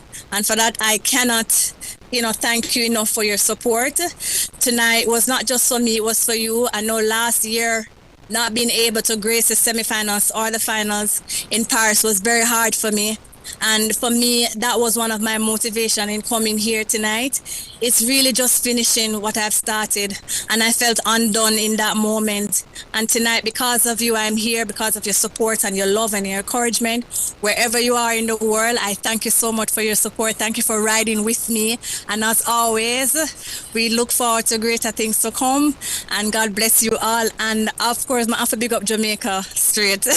I know it's unfortunate to ask you this last question, though, because you've done so much. But as you walk away, if there's one singular moment that you look back on to say, yeah, that's the moment. I can't answer that question right now. Yeah, I can't answer that question right now. But thank you guys so much. Thank you, Shelley. Gracious as usual, the ultimate diplomat, the ultimate athlete, Shelley Ann Fraser Pryce bows out of their individual performances at these championships, is it 6th place finish in the women's 100 meters? Yeah, 6. But gentlemen, we saw that all year that she wasn't anywhere close to her best. 11:03. She's managed to break 11 seconds, I think, once this season. As I keep saying, she didn't have God mode anymore, and I think we saw that today. But kudos to Shelly-Ann Fraser-Pryce for an absolutely brilliant career. That if I remember, as she said, when she first broached national team in 2007, I'm not sure that she would have ever believed that she would have been as successful as she has been now, because what she's done is set a new standard, not just for the world, but more specifically for Jamaica's young athletes. And I think it's in good hands, because when you look at what Tina Clayton has done, and with her sister not far behind, certainly she leaves behind a legacy that will be a massive shoes to fill for some of the young athletes. But we've seen evidence that there are athletes who are coming who might not be able to fill those boots, but they certainly try to come close. Definitely. I mean, I totally agree. And as she said, this has come full circle. She started off as a reserve in Japan, in Osaka, and coming back to end that journey. Making it to a finals, and still, it's not done yet because she has a relay to fulfill. And just the words, I hope that the younger generation, that they were listening to everything that Shelly said, graciously said to her fans, her family members, to everybody, to all of us who have watched her over the years, where she's brought thrill in our homes, in our offices, on the road, listening in the cars when we're, when you're just anywhere at all in Jamaica, on the streets in Halfway Tree, when we're all watching on the big screen. She's brought so much joy to all of us, and we say thank you. She's ended a international career on the international scene when it comes to international events graciously, and we thank her for that. As she said, she won't tell us yet if she's going to continue on the circuit itself, but we know that this, of course, is her last international competition when it comes to the World Championship or the Olympic Games. Of course. And we really thank her. All right, we have Wayne on the line. Wayne, that was a very impressive final statement from Shelly-Ann Fraser-Pryce. Gracious, diplomatic, and poignant as usual. What was the emotion like within that space talking to her? She did say she didn't want to cry, but I think a tear was very close. The moment she said it, I get the feeling she felt it was coming and was trying to sort of ward it off by actually saying she didn't want to cry, because I was looking her dead in the eyes. And I tell you what, there are very few representative of our sport that compares to this lady. And I think she's deliberately keeping her powder dry as it regards bowing out of the globals as opposed to the circuit. And she had a tinge in her eye when I asked her it, because from the last year, she's been saying my last Olympics and my last World Championship. When you're walking away from the sport, you say, it's my last competition. She has decided, she's really stayed clear of it, and maybe didn't want that question tonight, not at this moment, but as a journalist, I have to ask her, and I did. And she's continued to, you call it diplomatic, she's keeping her powder dry. And it's not that I've heard that Nike is planning a world tour for her on the circuit. Why I asked her, it's not that I heard that, but I heard of course not. You're telling us. You're such a devil weird. You're telling us. And so because the details have not yet been finalized. She can't say anything, and I think it'd be a good gesture. I think it's something in the works, and so they'll do select meets and send her off. Not just, as a legend, but as a legend with money in her pocket. But yeah, it was. She already have lots. But some more, to get some more. There's a reason why Bill Gates is the first at work in the morning and get home late at night. He doesn't want any more, but he's there. But the point is, though, she's really been a true ambassador of the sport. I don't think we've seen the likes of Shelly-Ann Fraser-Pryce. I'm not going to say we'll never, but it's going to be hard to match. She's really a champion of our sport, and it's an innings well played. Yes, I agree. Coach, Mr. Carr? Yeah, I was just asking. You're Because he looked you're the like man- he's, as a matter of fact, before we get to Coach Carr had his head down the entire time when Shelley was speaking, and I think he had tears in his eyes. I think so too. Yeah, he has tears in his eyes. There's still have tears in his Tears in his eyes, no.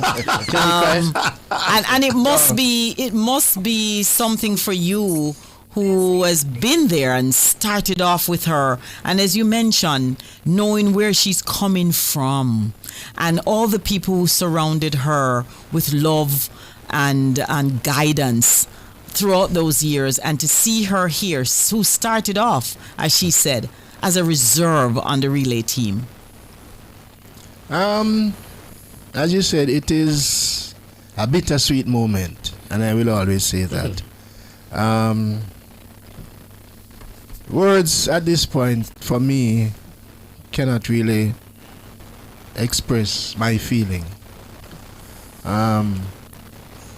Having dealt with her for 7 years, and as I said, there are certain things that a lot of persons don't know that I know, and to see from 0 to 100, eh? to 100 and plus is really something else. I'm happy for her, and she has inspired the world, not just Jamaicans. She has inspired the world, and anywhere she goes, I think the world will always spread out the red carpet for her, because she has earned it. And for her now to be saying bye, it's sad to see her go, but it had to happen at some time. And I think she has bowed out gracefully, making the final with a lot of persons said that probably she would not have. And to defy all those odds, the age, she's 38, and if you look at her age in comparison to some of those who are in the race itself, that says a lot. You know, she's probably 10, 15 years ahead of a lot of them, basically, and that says a lot. That tells you of who she is. And as I always say, she's determined, and anything she puts her mind and her heart to, she tends to achieve those things. And I'm happy for her, and I'm happy for all those who played a part in helping her to be where she is right now. You know, because she got a lot of support, because she's the type of person who people just gravitate to. She has that warm spirit that you can't do nothing but love her, you know. So I'm happy for her, and what is good, and hopefully it lasts, she'll be leaving injury-free to the point. You know, some people leave out because hamstring tear and can't come back and thing. But she's leaving, and she has left a legacy that the young aspiring athletes coming up should try to emulate. As simple as that, you know. So I'm happy for her, and yeah, you did good. Yeah. You did good. Good job, though. Good job. I mean, sometimes people forget the foundation. Yeah, And, many do. But Many do. the foundation is always the base on which you build success. Yeah. So you are part of that foundation, Coach Carr. And, you know, personally, we've had a friendship for a number of years now. And I'm saying to you publicly now, kudos, good job. Very, very good job. And of course, it has been an extraordinary career. We keep repeating it sounds like a scratch record. 5 World Championship gold medals, 3 Olympic gold medals, a 200-meter World Championship gold medal, a 200-meter Olympic silver medal, 21.79, 10.60, first one to win 4 medals in consecutive Olympic Games in the 100 meters, first one to hold World and Olympic title at the same time, first one to hold World, Olympic and Indoor title at the same time. The list goes on and on and on and on. There's so many records that Shelley and Fraser Price has set. Some will be broken. Yes. But, I mean, because, you know, the records don't last forever. But she was the first to do it. But she's the first to do it. You can never take that away. And she has stayed in Jamaica, the first one to have accomplished so much, and we still have access to her. And I think that says a lot. It means a lot to me as an Olympian myself. I have to say, so many migrate, so many go to other countries, and they're not able to share with the younger generation. The younger generation would love to have that grip on you, that access to you, to say, how can I learn from you? And I think we have to also say kudos. Everybody makes their own choices and decisions, but I have to say kudos to Shelly-Ann Fraser-Pryce, where the younger generation have access to her and Usain Bolt, who are still here with us in Jamaica at the end of their career, their illustrious career. I just mentioned staying home because, Shelly and Usain and Asafa were among the first people to convince people to the point of, in some instances, the delusion that all other athletes must stay home. But I'm not sure if many people know that Shelly came very close to going to college overseas. Yes, I can tell you, it was a challenge to get her to stay here. Many universities wanted her, but then at that time, I can say myself and Mr. Jeffrey Gordon, who was the manager for our team at that time. And we looked and we said, well, listen, there's MVP and UTEC, and it's a Wolmer's thing because, Stephen, all of them are Wolmer's. And we also believed that she was not the type of person to go overseas. If she went overseas, she should have been lost.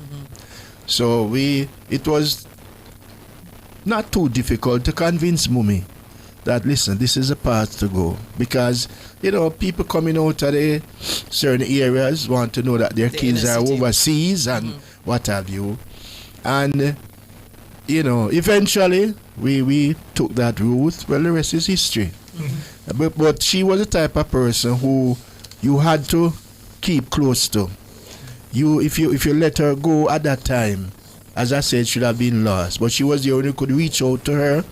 Even our past principal at Wolmer's at the time, Mrs. Pamela Harrison, she was one of those persons who, there are a lot of things that have not been said. Right? And at this point won't be said either. But it was a decision. Molded her. Yes. Kept her there and molded her. Yes, because as I said, if she went away, should have been lost, the type of person she was. So she had to be there where people can reach her to help guide her along the way. We thank you. We thank you for that, because now we have a treasure. I tell you. We have a treasure. We have Keisha on the line. Keisha, good morning. How are you doing? I'm sure you're jumping for joy this morning. Oh, yes. Good morning, Mr. Joel. Good morning, Keisha. Yes, madam. To my favorite, Mr. Carl. Good morning, Keisha. And to all of us and those who are tuning in via the internet, wherever in the world you are, bless up yourself. It's a gracious Sunday morning this morning. So many to unpack. But first I must say congrats to all medalists. My God. Tina. It's a little bit emotional, believe me. When I remember watching Tina and her sister in high school, I went right back there. And, something I can never tell what the future predicts. But I am happy that Tina was able to deliver. And I'm going to tell you why I'm a little bit emotional. I have a little 10-year-old son, you see? And I don't know if anybody's a fan of Tina like my 10-year-old son. He was the only person. Right now, I owe him some money. I never know how I'm going to pay that, but that's what he was the only person that predicted that Tina was going to win at the national trials. Wow. And Tina did deliver. You hear? He screamed this morning. And not only that, Jaquan is the only person from the national trials, and I have friends that can attest to that, that said that Seville was going to win. He's right in here right now. He screamed, And it goes to show the impact that these athletes have on these little ones. Mm-hmm. You know? Yeah. And they are, it's good when your children can look at these persons as role model. Yeah, sports definitely bring people together. I'm telling you. No, Kishian Thompson. Mm-hmm.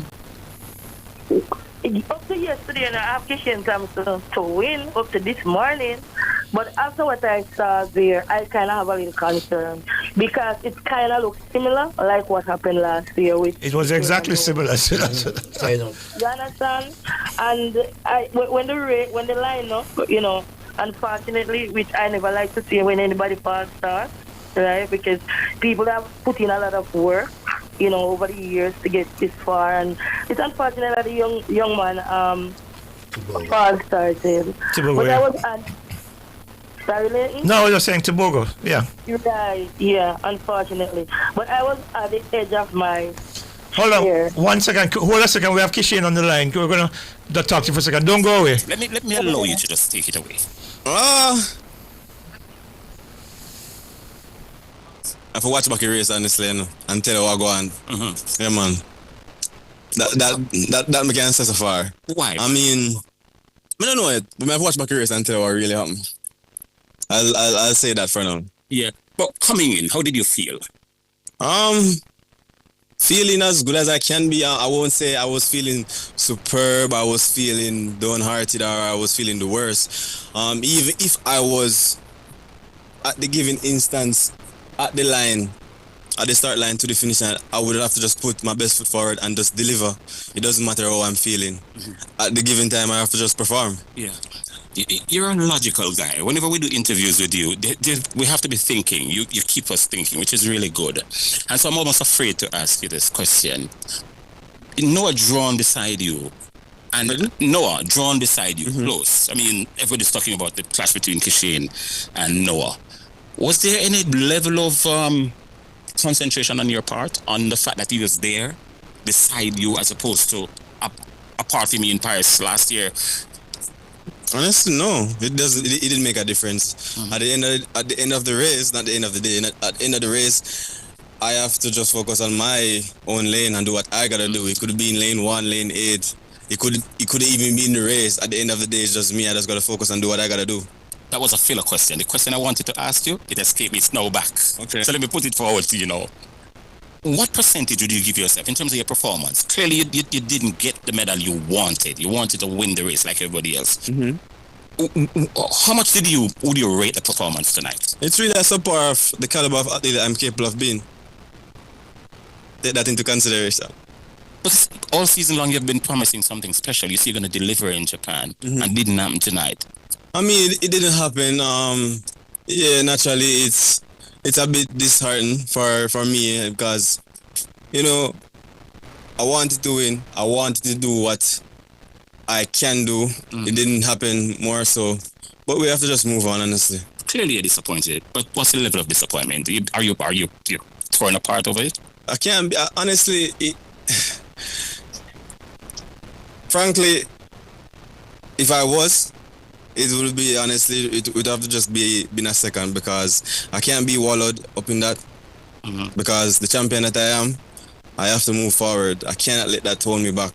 Did Stephen tell you anything special for this race, or you just said go out and execute? We've been training, preparing for this moment, you know what to do, or did he say something to you especially after the semi-finals in particular? No, it was just always to just execute. That is a special thing for me and the caliber of athlete in terms of raw power and potential.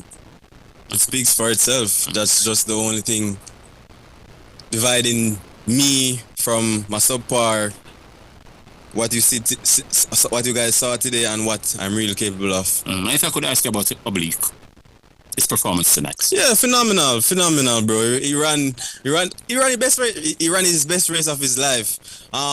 In terms of me, seeing him as a great competitor, he was always a great competitor. I never took him lightly. He's really good.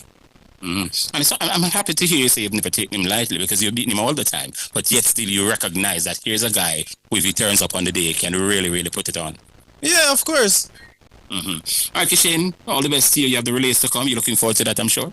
Yeah. What leg you're going to be running? Not sure. What leg you trained to run on? You guys will see. Let us know. We'll see. Have you trained? Did you have relay practice? Yes, you guys will And which leg you running? You guys will see. All right, fine. What's the team? What's the team? You guys will see. Later, Kishan. Thank you. All right, thank you. Quick chat. The Japanese seconds. Okay, is Keisha still there? Oh, she's gone.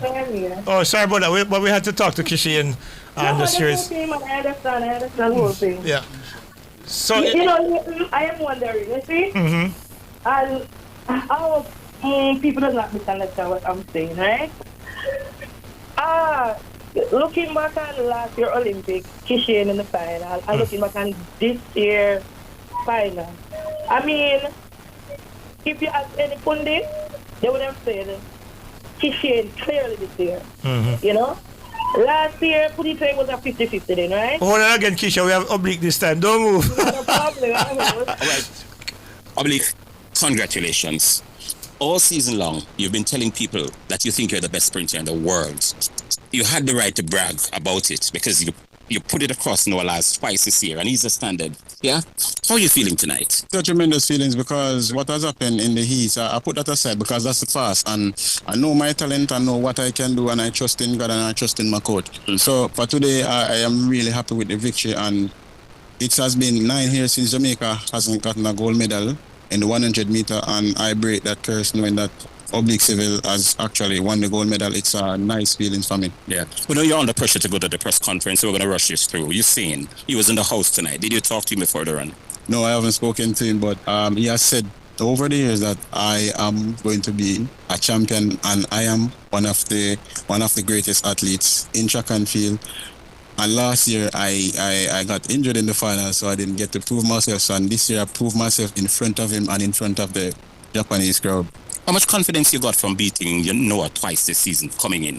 I said to him at one of the Diamond Leagues that this doesn't count because the World Championship is what counts, the global event. Because over the years I have beat him in races, and he beat me in the championship. I said, okay, this is a different approach. So I make a different approach and said, okay, I am going to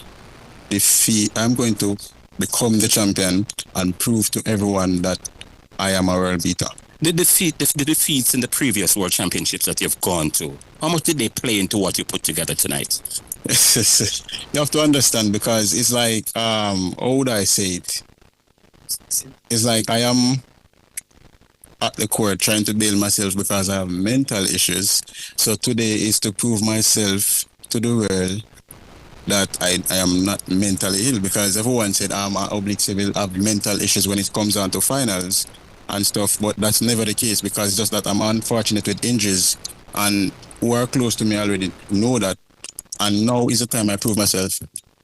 All right. Well, he has obligations to a press conference. Yeah. So they've taken him away. In fact, we've gotten more out of him than we thought we would have gotten. That they're trying to get the lights out of the stadium, and so he has to go to the press conference. But yeah, a pretty good insight into Oblique's thinking this season. As I said, once he had the measure of Noah in a race like this tonight, he was going to always have the measure of the rest. Noah is really the standard. If you like it or not, he is. He's the Olympic and world champion for a reason.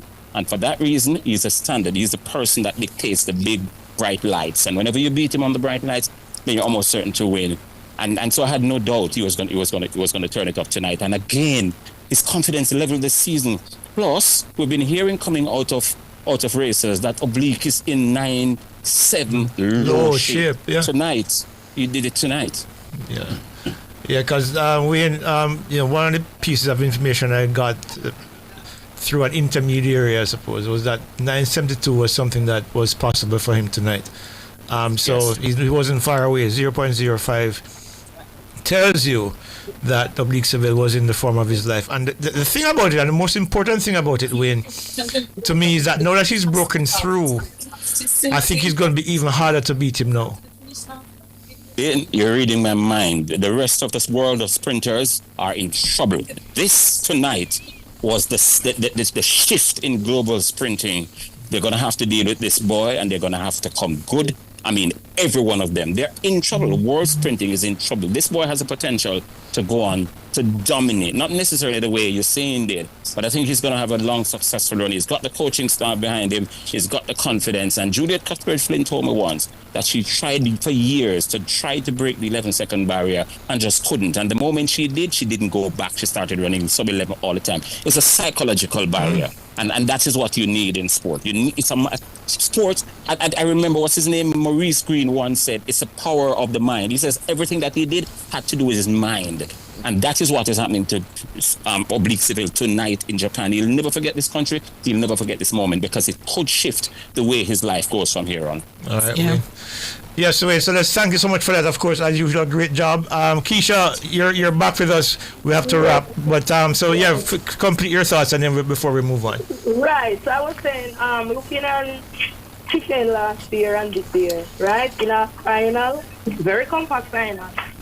I'm starting to wonder, and Sister Julie can, attest to this because she's a champion, she's a winner. Everywhere you take it, she wins, right? Thank you, Keisha. When you line up in a ring, what's the psychological thought when you know you're up against opponent that, put it this way, just as good as you are?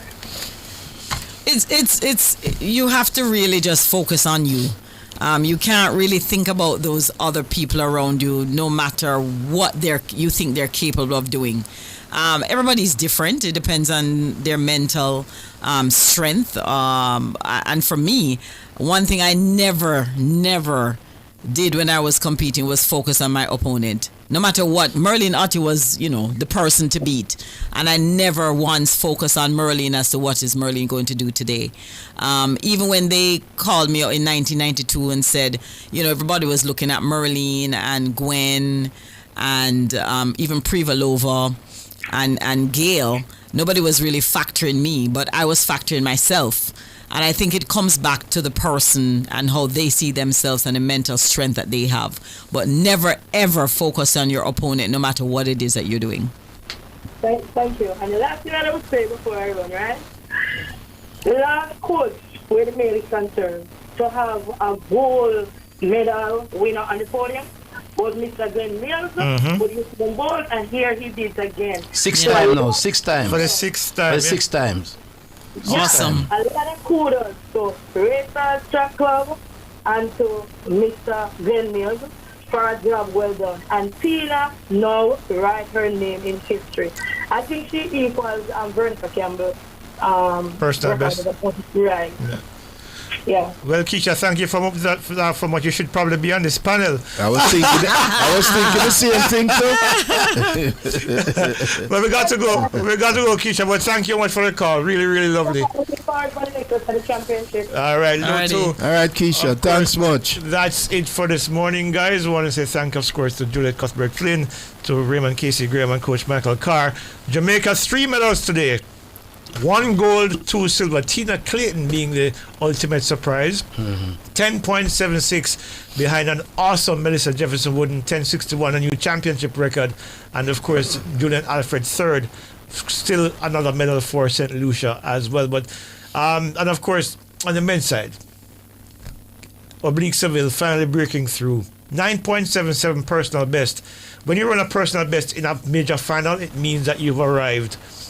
And Oblique Seville has definitely arrived. Of course, Kishane Thompson second in 10.82. Noala is third in 10.89 seconds. Jamaica 3 medals on the day. The Caribbean 4 medals on the day. And we're looking forward to more as the days unfold at the 2025 World Athletics Championships in Tokyo, Japan. So on behalf of everyone here, this is Leighton Levy saying goodbye until later today, which is tomorrow morning in Tokyo. Bye-bye. This time they're away. It's a decent start by Lyles, but not a brilliant one. Thompson's in the driving seat here, but watch Seville on the near side. It's ever so close. Seville from Thompson. Lyles at last is beaten.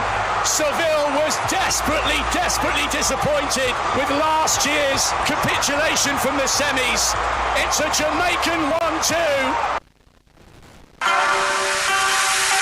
You've just heard Nationwide's live coverage of the 2025 World Championships in Tokyo, Japan.